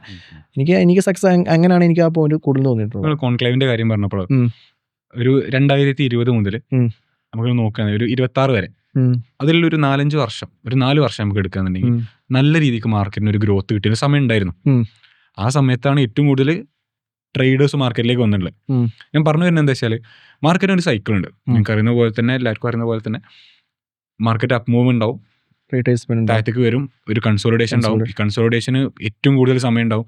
അപ്പോൾ ഈ മാർക്കറ്റിന്റെ അപ്പ് മൂവ് കണ്ടിട്ട് വന്ന പുതിയ ട്രേഡേഴ്സ് ഉണ്ട്. ഒരു 3 വർഷമെങ്കിലും മിനിമം അപ്പ് മൂവ് മാത്രം പ്രത്യേകിച്ച് ഫോക്കസ് ചെയ്ത് വന്നിട്ടുള്ള യങ് ട്രേഡേഴ്സ് ഉണ്ട്. യങ് ട്രേഡേഴ്സ് എന്ന് പറഞ്ഞു കഴിഞ്ഞാൽ ഏജ് കൊണ്ട് മാത്രമല്ല, എക്സ്പീരിയൻസും കൊണ്ട് യങ് ആയിട്ടുള്ള ആൾക്കാർ, ചിലപ്പോൾ ഏജ്ഡ് ആയിട്ടുള്ള 40-45+ ആൾക്കാരായിരിക്കും, പക്ഷേ മാർക്കറ്റിൽ പുതിയതായിരിക്കും. അവർ ആ കണ്ടിട്ടുണ്ടായിരുന്നത് ഒരു അപ്പ് മൂവ് ആയിരുന്നു, ബുൾ മാർക്കറ്റ്. ഇത് കഴിഞ്ഞതിന് ശേഷം മാർക്കറ്റിന് ഡൗൺഫോൾ വന്നു, കൺസോളിഡേഷൻ വന്നു. ഈ സമയത്തൊക്കെ എന്ത് ചെയ്യണം എന്നുള്ളത് ഇവർക്ക് ഒരു ഐഡിയയും കിട്ടിയില്ല. ആ സമയത്ത് അഡ്വൈസ് കൊടുക്കാനുള്ള ആൾക്കാരുണ്ടായിരുന്നില്ല. ആ ഒരു സിറ്റുവേഷനിൽ, അല്ലെങ്കിൽ അങ്ങനത്തെ ഒരു മാർക്കറ്റിനെ, ഒരു ഫുൾ സൈക്കിളിനെ ഹാൻഡിൽ ചെയ്യാൻ എന്തൊക്കെ ചെയ്യേണ്ടി വരും? സോ അതിനകത്ത് ഇൻവെസ്റ്റേഴ്സിനെ സംബന്ധിച്ച് നോക്കുകയാണെന്നുണ്ടെങ്കിൽ സ്വാഭാവികമായിട്ടും അവർക്ക് കഴിഞ്ഞ ഒരു 2020 തൊട്ട് ഒരു 24 വരെ എടുക്കുകയാണെന്നുണ്ടെങ്കിൽ, സെപ്റ്റംബർ വരെ എടുക്കുകയാണെങ്കിൽ അവരുടെ CAGR അല്ലെങ്കിൽ അവർക്ക് ആനുവലി കിട്ടിക്കൊണ്ടിരുന്ന റിട്ടേൺസ് എന്ന് പറഞ്ഞാൽ മുൻ വർഷങ്ങളെക്കാട്ടും കൂടുതലായിരുന്നു. അതിന് മോർ ഓവർ 2024 നിർമ്മല, നമ്മുടെ ഫിനാൻസ് മിനിസ്റ്റർ തന്നെ അപ്ഡേറ്റ് ചെയ്തിട്ടുണ്ടായിരുന്നു, റെക്കോർഡ് നമ്പർ ഓഫ് ഫോളിയോസ്, അതായത് മ്യൂച്വൽ ഫണ്ട് ഹോൾഡ് ചെയ്യുന്ന ഫോളിയോസ് റെക്കോർഡ് നമ്പർ ഓപ്പൺ ആയിട്ടുള്ള 2024 അത് 4 വർഷത്തിലും ഇത് എക്സ്പോണൻഷ്യൽ ആയിരുന്നു ഗ്രാഫ് എന്ന് പറയുന്നത്. അപ്പോൾ കൂടുതൽ ആൾക്കാർ സ്വാഭാവികമായിട്ടും ക്യാഷ് പമ്പ് ചെയ്യുന്ന മാർക്കറ്റിലേക്ക് തന്നെ ആയിരുന്നു. കാര്യം ബുൾ മാർക്കറ്റ് ആയിരുന്നു, അവർക്ക് അതേപോലെ ROE കിട്ടിയിട്ടുണ്ട്. സ്വാഭാവികമായിട്ടും നമ്മുടെ ഗവൺമെൻറ് ഉൾപ്പെടെ അതിനകത്ത് മാനിപ്പുലേഷൻ വെച്ചിട്ടുണ്ട്. മാർക്കറ്റ് താഴ്ന്നാൽ മാത്രമേ അവരുടെ ഇപ്പം ഐ തിങ്ക് ഇപ്പം റീസെൻ്റ്ലി ഇപ്പോൾ ഒരു ആർട്ടിക്കിൾ ഞാൻ കണ്ടു, അതായത് ഏറ്റവും കൂടുതൽ മ്യൂച്വൽ ഫണ്ട് വിഡ്രോവൽ വന്ന മന്തും ഒരു ക്വാർട്ടറും ഇതായിരുന്നു എന്നും പറഞ്ഞുകൊണ്ട്. അപ്പോൾ ഇതിനകത്ത് ശരിക്കും നമ്മൾ എപ്പോഴും നോക്കേണ്ടതെന്ന് പറഞ്ഞാൽ നമ്മൾ അന്ന് കണ്ടതൊരു റിയാലിറ്റി അല്ലായിരുന്നു. അത് എപ്പോഴും റിയലൈസ് ചെയ്യണം. മാർക്കറ്റ് മുകളിലേക്ക് മൂവ് ചെയ്യും, പക്ഷേ ഒരു പ്രോപ്പർ സ്വിങ്സ് തന്നിട്ടോ അല്ലെങ്കിൽ പ്രോപ്പർ കൺസോൾട്ടേഷൻസ് തന്നിട്ടോ ആ പാറ്റേണിലായിരിക്കും എപ്പോഴും മാർക്കറ്റ് മൂവ് ചെയ്യുന്നത്. അപ്പോൾ നമുക്ക് മെയിൻലി നോക്കേണ്ടതെന്ന് പറഞ്ഞു കഴിഞ്ഞാൽ ഇപ്പം ഇൻവെസ്റ്ററിനെ സംബന്ധിച്ചെന്ന് പറഞ്ഞാൽ അവരെപ്പോഴും ഒരു ലോങ് ടൈമിലേക്ക് മാത്രം ഓറിയൻറ്റഡ് ആണ്, ഷോർട്ട് ടൈമിലേക്ക് ഒരിക്കലും നോക്കണം. ആൻഡ് മോർ ഓവർ ഇപ്പോൾ SIP ഒക്കെ ചെയ്യുന്ന ഒരാളെ സംബന്ധിച്ചെന്ന് പറഞ്ഞാൽ ഞാനിപ്പോഴും പറഞ്ഞ ആവറേജ് ചെയ്യാൻ തന്നെയാണ്. ഇപ്പോൾ എൻ്റെ നാട്ടിലെ കുറേ ഫ്രണ്ട്സ് ഉണ്ട്, ഞാൻ അവരെ കൊണ്ട് എല്ലാവരെ കൊണ്ട് SIP സ്റ്റാർട്ട് ചെയ്തിട്ടുണ്ട്. അവരോട് എല്ലാവരും ഞാൻ അന്ന് പറഞ്ഞു ഒരു 1 ഇയറിലേക്കൊന്നും റിട്ടേൺ നോക്കണ്ട എന്നുള്ളത്, പക്ഷേ ആവറേജിങ് നിർത്തരുതെന്നും പറഞ്ഞു. ആവറേജ് ചെയ്യാം, ഇത് വൺസ് ഒരു ടൈം കഴിയുമ്പോഴേക്കും പമ്പിങ് അഗെയിൻ സ്റ്റാർട്ടാം. പമ്പിങ് എന്ന് പറഞ്ഞാൽ അന്നത്തെ കൂട്ടൊരു പമ്പിങ്ങും ഞാൻ എക്സ്പെക്ട് ചെയ്യുന്നില്ല, പക്ഷേ എന്തായാലും അപ്സൈഡ് മൂവ്മെൻറ്റ് നമുക്ക് എക്സ്പെക്റ്റഡ് ആണ്. അപ്പം കുറച്ച് കഴിഞ്ഞിട്ടാണ്. അപ്പം അത് വരുന്ന ടൈമിൽ നമ്മൾ ഈ ആവറേജ് ചെയ്ത് കൊണ്ടുവന്നൊരു സാധനമുണ്ട്. ഇപ്പം കഴിഞ്ഞ 1 വർഷത്തിൽ അല്ലെങ്കിൽ 1.5 വർഷത്തിൽ നമുക്ക് മ്യൂച്വൽ ഫണ്ട്സ് അല്ലെങ്കിൽ സ്റ്റോക്സ് ഒന്നും തന്നെ നമുക്ക് റിട്ടേൺ തന്നിട്ടില്ല, പച്ചയായ സത്യമാണ്. പക്ഷേ ഇത് കണ്ടിന്യൂസ് ആയിട്ട് ആവറേജ് ചെയ്ത ഒരാളെ സംബന്ധിച്ചെന്ന് പറഞ്ഞാൽ അയാൾ ഏറ്റവും ബോട്ടത്തിലാണ് നിൽക്കുന്നത്. ഇപ്പം ഇത് വൺസ് കയറുന്ന ടൈമിൽ അയാൾക്ക് നല്ല ROE ആയിരിക്കും അവിടെ വരുന്നത്. ഈ ഒരു 1.5 വർഷം ഇത് വെയിറ്റ് ചെയ്തെങ്കിൽ പോലും അതിനെ കോമ്പൻസേറ്റ് ചെയ്യാൻ വേണ്ടിയുള്ള ROE അവർക്ക് കിട്ടും. ഇനി ട്രേഡേഴ്സിൻ്റെ കേസ് നോക്കുവാണെങ്കിൽ തന്നെ ഇപ്പം ട്രേഡേഴ്സിൻ്റെ കേസ് നോക്കുവാണെങ്കിൽ തന്നെ ഇപ്പം മാർക്കറ്റ് ആ ഒരു അപ് ട്രെൻഡിൽ പോയ സമയത്ത് പലരും നേക്കറായിട്ടൊക്കെ കോൾ ബൈ ചെയ്തിട്ടുള്ള ആൾക്കാരുണ്ട്, അല്ലെങ്കിൽ പലരും പൊസിഷണലി ട്രേഡ് ചെയ്തിട്ടുള്ള ആൾക്കാരുണ്ട്. അത്യാവശ്യം ഡിപ്പ് വരുന്ന സമയത്തൊക്കെ കോൾ ബൈ ചെയ്യുക, അങ്ങനെ ചെയ്തിട്ടുള്ള ആൾക്കാരുണ്ട്. ഇവരെ സംബന്ധിച്ചെന്ന് പറഞ്ഞാൽ മാർക്കറ്റിൻ്റെ ഒരു മെയിൻ ട്രെൻഡ് ചേഞ്ച് ചെയ്തപ്പോൾ തന്നെ ബേറിഷിലേക്ക് വന്നു, പലരും അവിടെ അഡാപ്റ്റ് ആയിട്ടുണ്ടാവും. കാര്യം ബുൾ മാർക്കറ്റും ബേർ മാർക്കറ്റുമാണ്, അവർക്ക് അവിടെ പ്രോബ്ലം ഇല്ല.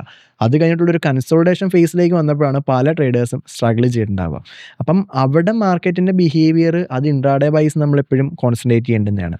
അത് കൂടുതൽ നോക്കുകയാണെന്നുണ്ടെങ്കിൽ ഇപ്പം റേഞ്ച് ബൗണ്ടഡ് അല്ലെ സൈഡ് വൈസിലേക്ക് പോകുന്ന സമയത്ത് സൈഡ് വൈസും റേഞ്ച് ബൗണ്ടഡ് നമുക്ക് രണ്ടായിട്ട് തന്നെ കാറ്റഗറൈസ് ചെയ്യാം.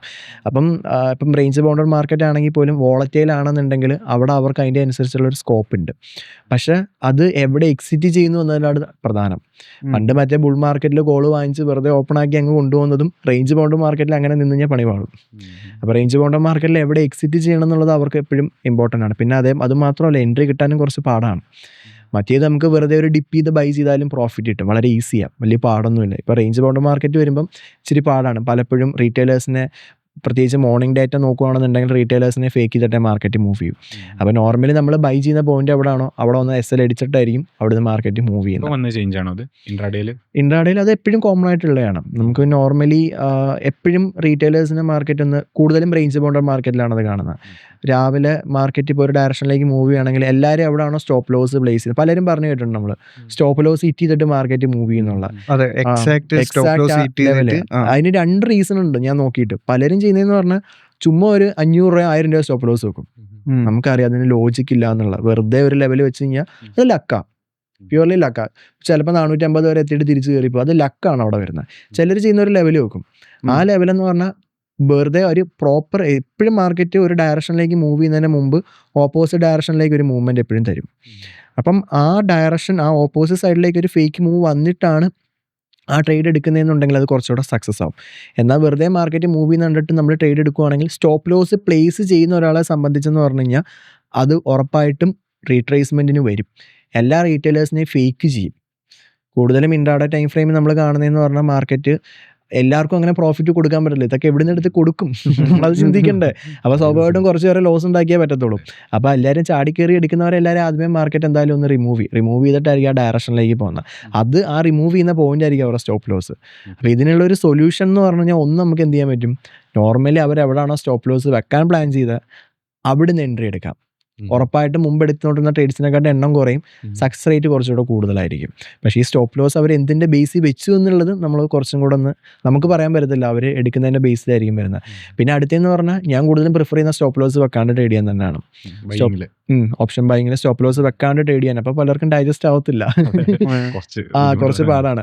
അപ്പം ഇപ്പം SL പ്ലേസ് ചെയ്തിട്ട് ട്രേഡ് ചെയ്യുവാണെങ്കിൽ തീർച്ചയായിട്ടും നമ്മുടെ SL ഹിറ്റ് ചെയ്തിട്ട് മാർക്കറ്റ് ആ ഡയറക്ഷനിലേക്ക് മൂവ് ചെയ്യാൻ ചാൻസസ് ഭയങ്കര ഹൈ. പക്ഷേ SL പ്ലേസ് ചെയ്യാണ്ട് ട്രേഡ് ചെയ്യാന്ന് പറഞ്ഞാൽ വെറുതെ 5 ലക്ഷം രൂപ കൊണ്ടുവന്നിട്ട് വെറുതെ അവിടെ പോയി ബൈ ചെയ്തിട്ട് കണ്ണും കെട്ടി മാറിയിരിക്കാനല്ല. അങ്ങനെ ഇരുന്ന് കഴിഞ്ഞാൽ പിന്നെ വരണ്ട, അടുത്ത ദിവസം പിന്നെ വേറെ പണിക്ക് പോവാം. അപ്പോൾ അവിടെ എന്ന് പറഞ്ഞാൽ നമുക്ക് അങ്ങനെ ഒരു ലോസ് ഉണ്ടാവുകയാണെങ്കിൽ അതിനെ നമ്മൾ എങ്ങനെ ആയിരിക്കും ഇത് മാനേജ് ചെയ്യുന്നതെന്നുള്ളത് ഇമ്പോർട്ടൻ്റ്. അവിടെ ട്രേഡ് മാനേജ്മെൻ്റ് ആണ് നമ്മൾ ഫോക്കസ് ചെയ്യേണ്ടത്. ഇപ്പം നമ്മളിപ്പം ബൈയിങ് വ്യൂ നമുക്ക് കിട്ടി, നമുക്കറിയാം മാർക്കറ്റ് മുകളിലേക്ക് മൂവ് ചെയ്യുന്നുള്ള. അങ്ങനെ വരുന്ന സമയത്ത് ചില സമയത്ത് ഇപ്പം ഫോർ എക്സാമ്പിൾ പറയുകയാണെങ്കിൽ ഞാൻ കൂടുതലും സ്റ്റോപ്പ് ലോസ് വെക്കാണ്ടാണ് മുമ്പ് ട്രേഡ് ചെയ്തുകൊണ്ടിരുന്നത്. ഇപ്പോൾ കഴിഞ്ഞ സെപ്റ്റംബർ തൊട്ട് ലൈവ് ട്രേഡിങ് ചെയ്യുന്നതാണ്. അപ്പോൾ അതിൻ്റെ അകത്തുള്ള കമ്മ്യൂണിറ്റി മെമ്പേഴ്സിന് അറിയാം, സെപ്റ്റംബർ തൊട്ട് നമ്മളൊരു ഓൾമോസ്റ്റ് ഒരു ഫെബ്രുവരി ലാസ്റ്റ് വരെ നമ്മൾ SL പ്ലേസ് ചെയ്യാറില്ലായിരുന്നു ഞങ്ങൾ. അപ്പം അങ്ങനെ ഒരു ഫേവറബിൾ കണ്ടീഷനായിരുന്നു നമുക്കുണ്ടായിരുന്നത്. എന്നാൽ അതേ സമയത്ത് ആ വാറിൻ്റെ ഇഷ്യൂ മറ്റൊക്കെ വന്നപ്പോഴേക്കും മാർച്ചും ഏപ്രിലും വാറിൻ്റെ കുറേ സാധനങ്ങൾ മാർക്കറ്റ് അവെയറായിരുന്നു. അപ്പോൾ അതുകൊണ്ട് തന്നെ നമ്മൾ സ്വാഭാവികമായിട്ട് SL ബേസ്ഡ് സിസ്റ്റത്തിലോട്ട് നമ്മൾ ഒന്ന് മാറി. ഇത് മാറി. ഇപ്പം ഞങ്ങൾ അപ്രോച്ച് ചെയ്യുന്ന ഒരു പെർസ്പെക്റ്റീവിൽ മാർക്കറ്റ് ഇപ്പം ഒരു മെയ് മന്ത് ആയപ്പോഴേക്കും ഞങ്ങളുടെ പഴയ സ്റ്റേറ്റിലേക്ക് വന്നു. അന്നത്തെ ഒരു റേഞ്ച് ബൗണ്ടഡ് സ്റ്റേറ്റ് അല്ലെങ്കിൽ ഒരു ഡേ വൈസ് നമുക്ക് ട്രെൻഡിങ് ഡേയ്സ് കുറവാണ്, കൂടുതലും റേഞ്ചഡ് ആയിട്ടുള്ള ഡേ ആണ്. നിങ്ങൾ ഡേ ലോയിൽ നിന്ന് ഡേ ഹൈ വരെ പോകും, അവിടെ തീർന്നു. അല്ലാണ്ട് കണ്ടിന്യൂസും പോകുന്ന ഡേയ്സ് കുറവാണ്. അപ്പോൾ അങ്ങനെ ഒരു സ്റ്റേറ്റ് വന്നപ്പോൾ ആക്ച്വലി നമുക്ക് SL പ്ലേസ് ചെയ്യാണ്ട് ട്രേഡ് ചെയ്തായിരുന്നുണ്ടെങ്കിൽ നമുക്ക് കുറച്ചും കൂടെ അഡ്വാൻറ്റേജ് അവിടെ കിട്ടിയാണ്. SL ഹണ്ടിങ് എന്ന് പറഞ്ഞൊരു സംഭവം, വലിയ വലിയ big money people, smart money എന്നൊക്കെ നമ്മൾ ലാംഗ്വേജിൽ പറയുന്ന, അവർ വന്നിട്ട് ഹണ്ട് ചെയ്ത് പോവുക, റീറ്റെയിൽ ട്രേഡേഴ്സിനെ ഹണ്ട് ചെയ്ത് പോവുക എന്ന് പറയുന്ന ഒരു സംഭവം, അങ്ങനെ ഒരു തിയറി നടക്കുന്നുണ്ട്. അത് മാത്രമല്ല അപ്പുറത്തെ സൈഡിലെ ആൾക്കാർ പറയുന്നുണ്ട്, ഇത്രയും ബില്യൻസ് വെച്ച് ട്രേഡ് ചെയ്യുന്ന ആൾക്കാർ ഈ റീറ്റെയിലേഴ്സിന്റെ ചെറിയ എമൗണ്ടിന് വേണ്ടിയിട്ട് വരാൻ നിൽക്കുമോ?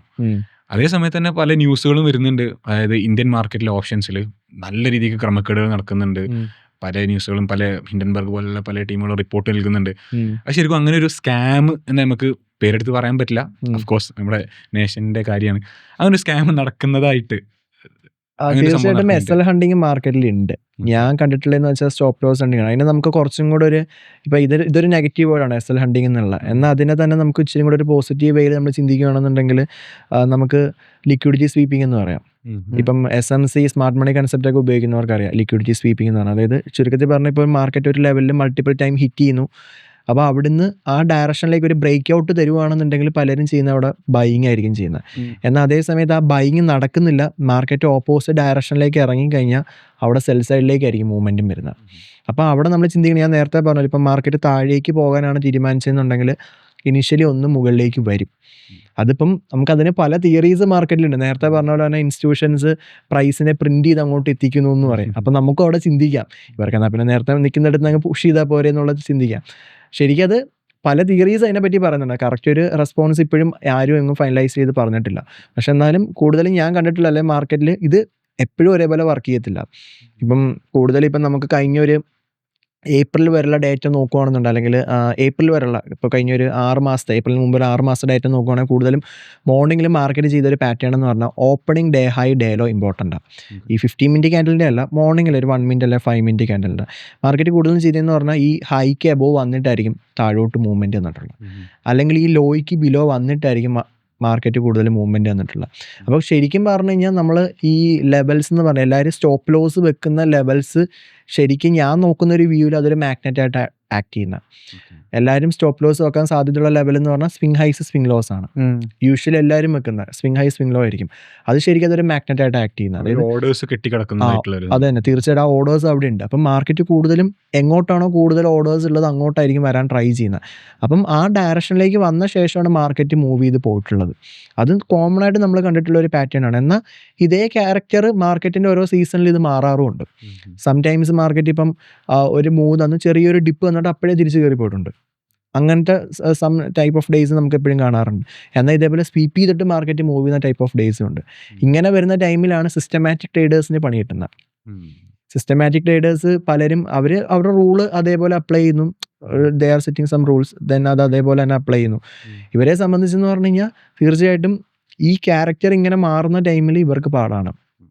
അവരുടെ തെറ്റുകൊണ്ടല്ല, മാർക്കറ്റ് അങ്ങനെ ആയതുകൊണ്ടാണ് അവർക്ക് ലോസ് വരുന്നത്. സിസ്റ്റമാറ്റിക് ട്രേഡേഴ്സ് അങ്ങനെയാണ്. അവർ ഹിസ്റ്റോറിക്കൽ ഡേറ്റ നോക്കുന്നു, അവർ അതേപോലെ ചെയ്യുന്നു. മേ ബി അവർക്കറിയാം എത്ര ദിവസമാണ് മുമ്പ് ലോസ് വന്നിട്ടുള്ളത്, എത്ര ദിവസമാണ് നമുക്ക് ഹയസ്റ്റ് പ്രോഫിറ്റ് വന്നിട്ടുള്ളത്, അതെല്ലാം നോക്കിയിട്ടായിരിക്കും അവർ ചെയ്യുന്നത്. പക്ഷെ എന്നാലും ഇത് മാറുന്ന ടൈമിൽ ഇപ്പോൾ ഒരു ക്വാർട്ടറിലേക്കൊക്കെ അങ്ങനെ മാറിക്കഴിഞ്ഞാൽ അവർക്ക് തീർച്ചയായിട്ടും പ്രത്യേകിച്ച് ഓപ്ഷൻ ബയേഴ്സിന് ഇത് പ്രോബ്ലം വരും. ഡിറക്ഷണൽ ട്രേഡേഴ്സ് ശരിക്കും ഓപ്ഷൻ ബയേഴ്സ് ഓപ്ഷൻ സെല്ലേഴ്സ് എന്ന് പറയുമ്പോൾ ആൾക്കാർ കൂടുതൽ ഉദ്ദേശിക്കുന്നതെന്ന് പറഞ്ഞാൽ മറ്റേ ഒരു ഡയറക്ഷനിലോട്ട് പോകുമ്പം ട്രേഡ് ചെയ്യുന്നവരാണ് ഓപ്ഷൻ ബയേഴ്സ്.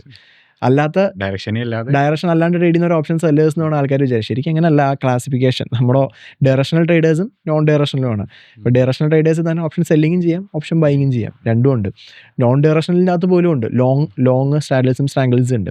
അത് പിന്നെ അങ്ങനെ ഞാൻ റെക്കമെൻഡ് ചെയ്യത്തില്ല അപ്ലൈ ചെയ്യാൻ വേണ്ടി. കാര്യം അത് അപ്ലൈ ചെയ്യേണ്ടി വരുന്ന സിറ്റുവേഷനിൽ നോക്കിയാൽ മതി. വിക്സ് ഹൈ ആയിരിക്കും, രണ്ട് സൈഡിലും പ്രീമിയം നല്ല ഹൈയും ആയിരിക്കും. പിന്നെ അത് അപ്ലൈ ചെയ്യുന്ന കാര്യം പാടാണ്.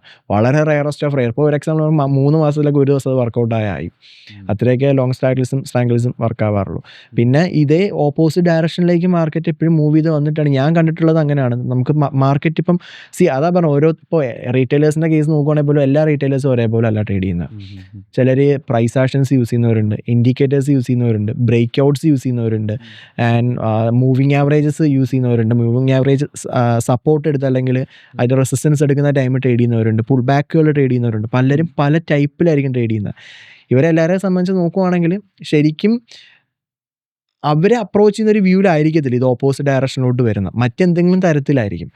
ശരിക്കും ആ ഒരു ഡയറക്ഷൻ ഒരു 90% ഓഫ് ഡേയ്സിലും ഓപ്പോസിറ്റിലേക്ക് വന്ന് ആ SL ഹണ്ടിങ് എന്ന് പറഞ്ഞ പോലെ തന്നെ, അല്ല ലിക്വിഡിറ്റി സ്വീപ്പിംഗ് എന്ന് പറഞ്ഞ പോലെ തന്നെ ഒരു പ്രോപ്പർ സ്വീപ്പിംഗ് നടത്തിയിട്ടായിരിക്കും മാർക്കറ്റ് മൂവ് ചെയ്യാറുള്ളത്. ഇപ്പോൾ ഒരു ഡോക്ടർ ഒരു 5 വർഷം മെഡിസിൻ പഠിച്ചു കഴിഞ്ഞാൽ ആൾ ഡോക്ടറായി, ഓക്കെ, പാസ്സായി കഴിഞ്ഞാൽ ഓഫ് കോഴ്സ്. LLBക്ക് ഒരു 5 വർഷം പഠിച്ചു കഴിഞ്ഞാൽ ആൾ വക്കീലായി. പക്ഷെ ഒരു ട്രേഡറെ സംബന്ധിച്ചിടത്തോളം അക്കൗണ്ട് ഓപ്പൺ ചെയ്തു, നാളെ തന്നെ ട്രേഡിംഗ് സ്റ്റാർട്ട് ചെയ്യാം. ഒരു 2-3 മാസത്തെ കോഴ്സ് കൊണ്ടോ എങ്ങനെയാണ് നമ്മൾ പറയാൻ പറ്റുക ഹി ഹാസ് ഫിനിഷ് മെട്രിക്കുലേഷൻ, അല്ലെങ്കിൽ ആള് ഒരു ട്രേഡർ ആയി കഴിഞ്ഞു? നേരത്തെ നമ്മൾ പറഞ്ഞ പോലെ തന്നെ ഇപ്പം എന്താ പറയുക, നമ്മൾ ഡിഗ്രി പഠിക്കുന്ന പോലോ അല്ലെങ്കിൽ കോളേജിലൊരു സാധനം പഠിക്കുന്ന പോലോ മാർക്കറ്റിനെ ക്രാക്ക് ചെയ്യാൻ പറ്റത്തില്ല. ഇത് ഓരോ സീസണിലും ഓരോ രീതിക്ക് ഇത് മാറിക്കൊണ്ടിരിക്കണം. ഓരോ ദിവസവും നമ്മൾ കാണുന്ന സാധനം എൻ്റെ ഡിഫറൻ്റാണ്. ഇപ്പോൾ ഒരു സാധനം നമ്മൾ ക്രാക്ക് ചെയ്തിട്ട് ഇത് ഇതേപോലെ അപ്ലൈ ഒരു സ്ട്രാറ്റജി നമുക്ക് കിട്ടിയ ഗോൾഡൻ സാധനം അത് നമ്മൾ എല്ലാ ദിവസവും അതേപോലെ അങ്ങ് അപ്ലൈ ചെയ്താൽ മതി എന്ന് പറഞ്ഞു പോയി കഴിഞ്ഞാൽ പരിപാടി നടക്കില്ല. ഓരോ ദിവസം ഓരോ മാർക്കറ്റാണ് കാണുന്നത്, എല്ലാവർക്കും അറിയാവുന്ന കാര്യമാണ്. അപ്പോൾ അത് ആ മാർക്കറ്റ് എന്താണ് അന്നത്തെ ബിഹേവിയർ എന്നുള്ളത് അനാലിസിസ് ചെയ്തിട്ട് അതിൻ്റെ അനുസരിച്ചാണ് ട്രേഡ് ചെയ്യേണ്ടത്. അപ്പോൾ ഈ ബിഹേവിയർ എന്ന് പറഞ്ഞ സമയത്ത് അതിപ്പോൾ ഫോർ എക്സാമ്പിൾ പറയുകയാണെന്നുണ്ടെങ്കിൽ ഇപ്പോൾ എന്നെ സംബന്ധിച്ച് ഞാനിപ്പോൾ കഴിഞ്ഞ ഒരു 5-6 വർഷത്തിനകത്ത് പല ടൈപ്പ് ഓഫ് മാർക്കറ്റ്സ് ഞാൻ കണ്ടിട്ടുണ്ട്. ഇൻട്രാഡേ വൈസും പൊസിഷണൽ വൈസും പല രീതിക്ക്. ഇപ്പം ഇൻവെസ്റ്ററിനെ സംബന്ധിച്ച് തന്നെ അറിയാം, ബുൾ മാർക്കറ്റും ഇപ്പോൾ ഒരു കൺസോൾട്ടേഷൻ ഫേസുമാണ് ഇപ്പോൾ നടന്നുകൊണ്ടിരിക്കുന്നത്. ട്രേഡേഴ്സിനെ സംബന്ധിച്ചും അറിയാം ഇതേപോലെ കണ്ടിന്യൂസ് പ്രോഫിറ്റ് തരുന്ന പീരീഡും ഉണ്ട്. പക്ഷെ നമ്മൾ നോക്കേണ്ടതെന്ന് പറഞ്ഞു കഴിഞ്ഞാൽ ഇത് ഓരോ സൈക്കിളുകളിൽ നമ്മൾ അഡാപ്റ്റ് ആവണം. ഇപ്പം ഞാനിപ്പോൾ വന്നിട്ട് ഒരാളെ കൊണ്ട് 2 മാസം കൊണ്ട് ട്രേഡിങ് പഠിപ്പിച്ചെന്ന് വെച്ചോ, അല്ലെങ്കിൽ 3 മാസം കൊണ്ട് ഒരാളെ കൊണ്ട് ട്രേഡിങ് പഠിപ്പിച്ചു. അയാൾക്ക് ആ 3 മാസത്തിൽ എനിക്ക് ഫേവറബിൾ ആയിട്ടുള്ളൊരു മാർക്കറ്റ് കണ്ടീഷൻ ആണെന്നുണ്ടെങ്കിൽ ആ മാർക്കറ്റ് കണ്ടീഷൻ അനുസരിച്ചുള്ള സെറ്റപ്സും കാര്യങ്ങളെല്ലാം എനിക്ക് അയാൾക്ക് പറഞ്ഞു കൊടുക്കാൻ പറ്റും. അത് കഴിഞ്ഞിട്ട് ഈ മാർക്കറ്റ് സൈക്കിൾ ചേഞ്ച് ആകുമ്പോഴാണ് അവിടെ ചലഞ്ച് തുടങ്ങുന്നത്. ആ സൈക്കിൾ ചേഞ്ച് ആവുന്ന ടൈമിൽ അയാൾക്ക് അഡാപ്റ്റ് ആവാൻ പറ്റണമെന്നില്ല. ഏറ്റവും കൂടുതൽ ഡിസ്ക്രിമിനറി ട്രേഡേഴ്സിനെ സംബന്ധിച്ചെന്ന് പറഞ്ഞാൽ ഓരോ മാർക്കറ്റ് സൈക്കിൾസ് വരുമ്പോൾ നമ്മൾ അഡാപ്റ്റ് ആവണം. ഇപ്പം നമുക്ക് കേരളത്തിൽ തന്നെ ഫേമസ് ആയിട്ടുള്ളൊരു ട്രേഡർ ഉണ്ട്. പുള്ളി ഒരു കോൺക്ലേവിനകത്ത് പറഞ്ഞൊരു ഇമ്പോർട്ടൻറ്റ് പോയിന്റ് ഉണ്ട്. പുള്ളി ഓൾമോസ്റ്റ് ഐ തിങ്ക് 15 വർഷമായിട്ട് എന്തോ ഓപ്ഷൻ ബൈങ് ചെയ്യുന്നു എന്നാണ് പുള്ളി പറഞ്ഞിട്ടുണ്ടായിരുന്നത്. അപ്പോൾ പുള്ളി പറഞ്ഞു ഓരോ സൈക്കിൾ വരുന്ന സമയത്ത് പുള്ളിക്ക് അഡാപ്റ്റ് ആവാൻ പറ്റിയിട്ടുണ്ടെന്നുള്ളത്. ഒരു ഓൾമോസ്റ്റ് 45 അടുപ്പിച്ച് ഏജ് ഉണ്ട്. അപ്പോൾ എല്ലാ സൈക്കിളും വന്നപ്പോഴും പുള്ളിക്ക് അഡാപ്റ്റ് ആവാൻ പറ്റി എന്നുള്ളത് പറഞ്ഞു. പക്ഷേ എപ്പോഴാണ് അഡാപ്റ്റബിലിറ്റി ഫെയിൽ ആവുന്നു എന്നുള്ളത് നമുക്ക് പറയാൻ പറ്റും. നമ്മൾ ഏജ് ആവും തോറും നമ്മൾ ബാക്കി കാര്യങ്ങളിൽ നമ്മൾ ട്രേഡിങ്ങിലേക്ക് കൂടുതൽ കോൺസെൻട്രേഷൻ കൊടുക്കുമ്പോഴും അല്ലെങ്കിൽ നമ്മൾ വേറെ എന്തെങ്കിലും സംതിങ് നമ്മുടെ മൈൻഡ് ഔട്ടായി കഴിഞ്ഞാൽ നമുക്ക് മാർക്കറ്റിലേക്ക് നിൽക്കാൻ പറ്റും. ഇതെപ്പോഴും ഓൾവേസ് സ്റ്റുഡൻറ്റാണ്. നമ്മളെപ്പോഴും ഓരോ സാധനം പഠിച്ചുകൊണ്ടിരിക്കും, ഓരോ ദിവസവും പഠിച്ചുകൊണ്ടിരിക്കുകയാണ്. ഇപ്പം ഞാനിപ്പം ഇപ്പോൾ ഒരു സാധനം ക്രാക്ക് ചെയ്ത് 1 വർഷം കൊണ്ട് എൻ്റെ സിസ്റ്റം എനിക്ക് പ്രോഫിറ്റ് തന്നെന്നും പറഞ്ഞുകൊണ്ട് നാളെ തൊട്ട് എനിക്കത് പ്രോഫിറ്റ് തരണമെന്നില്ല. ഇപ്പം നമ്മൾ കമ്മ്യൂണിറ്റിയിൽ ജോയിൻ ചെയ്യുന്നവർക്ക് ഞങ്ങൾ കൂടുതലും ഞങ്ങളുടെ പ്രീവിയസ് പെർഫോമൻസ് ഷെയർ ചെയ്യാറുണ്ടായിരുന്നു. അപ്പോൾ അങ്ങനെ ഷെയർ ചെയ്യുന്ന ടൈമിൽ ഒരു പുള്ളിക്കാരി ജോയിൻ ചെയ്ത ടൈമിൽ നമ്മുടെ അടുത്ത് ചോദിച്ചു. അന്നാണ് ഞങ്ങളും അതിനെപ്പറ്റി ശരിക്കും ചിന്തിക്കുന്നത്. ഞങ്ങളത് ചോദിച്ചു, നിങ്ങൾ ഈ പ്രീവിയസ് പെർഫോമൻസ് കാണിച്ചിട്ട് എന്താ കാര്യം? ഇനിയുള്ള മാർക്കറ്റ് നിങ്ങൾക്ക് അത് പ്രോമിസ് ചെയ്യാൻ പറ്റുമോ? ഈ ഒരു തോട്ട് ആരും റിയലൈസ് ചെയ്യുന്നില്ല. എല്ലാവരും വിചാരിക്കുന്ന പറഞ്ഞാൽ നമ്മളൊരു സെറ്റപ്പ് ഉണ്ട്, അല്ലെങ്കിൽ ഒരു ട്രേഡിംഗ് സ്ട്രാറ്റജി ഉണ്ട്, ഇത് നമുക്ക് 1-2 വർഷം പ്രോഫിറ്റ് തന്നെന്ന് പറഞ്ഞാൽ ഇനി അങ്ങോട്ട് അത് അതേപോലെ പ്രോഫിറ്റ് തരും എന്നുള്ളത് നമുക്ക് പറയാൻ പറ്റും. നമ്മുടെ മൈൻഡ് അഡാപ്റ്റ് ആവുന്ന അനുസരിച്ചായിരിക്കുന്നത്. എപ്പോഴാണ് നമുക്ക് മനസ്സിലാവുക അതായത് മാർക്കറ്റ് കണ്ടീഷൻ ചേഞ്ച് ചെയ്ത് നമ്മൾ സ്ട്രാറ്റജി മാറ്റണം എന്നുള്ളത്? ഏതൊരു എനിക്ക് കണ്ടീഷനിലാണ്? അതിനകത്ത് തോന്നിയിട്ടുള്ള കുറേ കാര്യങ്ങളെന്ന് പറഞ്ഞു കഴിഞ്ഞാൽ എൻ്റെ ട്രേഡിംഗ് സ്റ്റൈൽ എനിക്ക് ഇത്രയും നാൾ തോന്നിയിട്ടുള്ള ഒരു പോയിന്റ് എന്ന് പറയുന്നത്, നമ്മൾ ട്രേഡ് എടുക്കും, നമ്മുടെ ടാർഗറ്റ്സിന് മുമ്പ് മാർക്കറ്റ് റിവേഴ്സ് ചെയ്യാൻ തുടങ്ങുന്നു വെച്ചോ. നമ്മൾ മേ ബി ചാർട്ടിൻ്റെ അകത്ത് ലെവൽസ് ആയിരിക്കും നമ്മൾ പ്ലോട്ട് ചെയ്യുന്നത്. അപ്പോൾ ആ ടാർഗറ്റ്സിൻ്റെ മുമ്പ് മാർക്കറ്റ് റിവേഴ്സ് ആവാൻ തുടങ്ങുന്നുണ്ടെങ്കിൽ തീർച്ചയായിട്ടും നമുക്കൊരു ഡ്രോ ഡൗൺ എക്സ്പെക്റ്റഡ് ആണ് അപ്കമിങ് ഡേയ്സിൽ. അങ്ങനെ ഒരു പോയിന്റ് ഞാൻ നോട്ടീസ് ചെയ്തിട്ടുണ്ട്. പിന്നെയെന്ന് പറഞ്ഞു കഴിഞ്ഞാൽ തീർച്ചയായിട്ടും വിക്സിൻ്റെ ലെവൽ, വിക്സ് ഓരോ ഏരിയയിൽ നിൽക്കുമ്പോൾ മാർക്കറ്റ് ബിഹേവിയർ ഡിഫറെൻറ്റാണ്. ഇപ്പോൾ വിക്സ് ഒരു 10 ബിലോ വന്നത് ഐ തിങ്ക് കഴിഞ്ഞ ഒരു കുറേ ഇയേഴ്സിൻ്റെ ഇടയിൽ 10 ബിലോ വന്നത് ഡിസംബർ ലാസ്റ്റിൽ വന്ന ടൈമിൽ എന്ന് പറഞ്ഞു കഴിഞ്ഞാൽ ഡിസംബർ ലാസ്റ്റ് വീക്കിന് 9.5 9.6 എന്തോ വന്നിട്ടുണ്ടായിരുന്നു. ആ ടൈമിൽ മാർക്കറ്റ് ഭയങ്കര സൈഡ് വൈസാണ്. അവിടെ നമ്മൾ എന്ത് അപ്ലൈ ചെയ്താലും കാര്യമില്ല.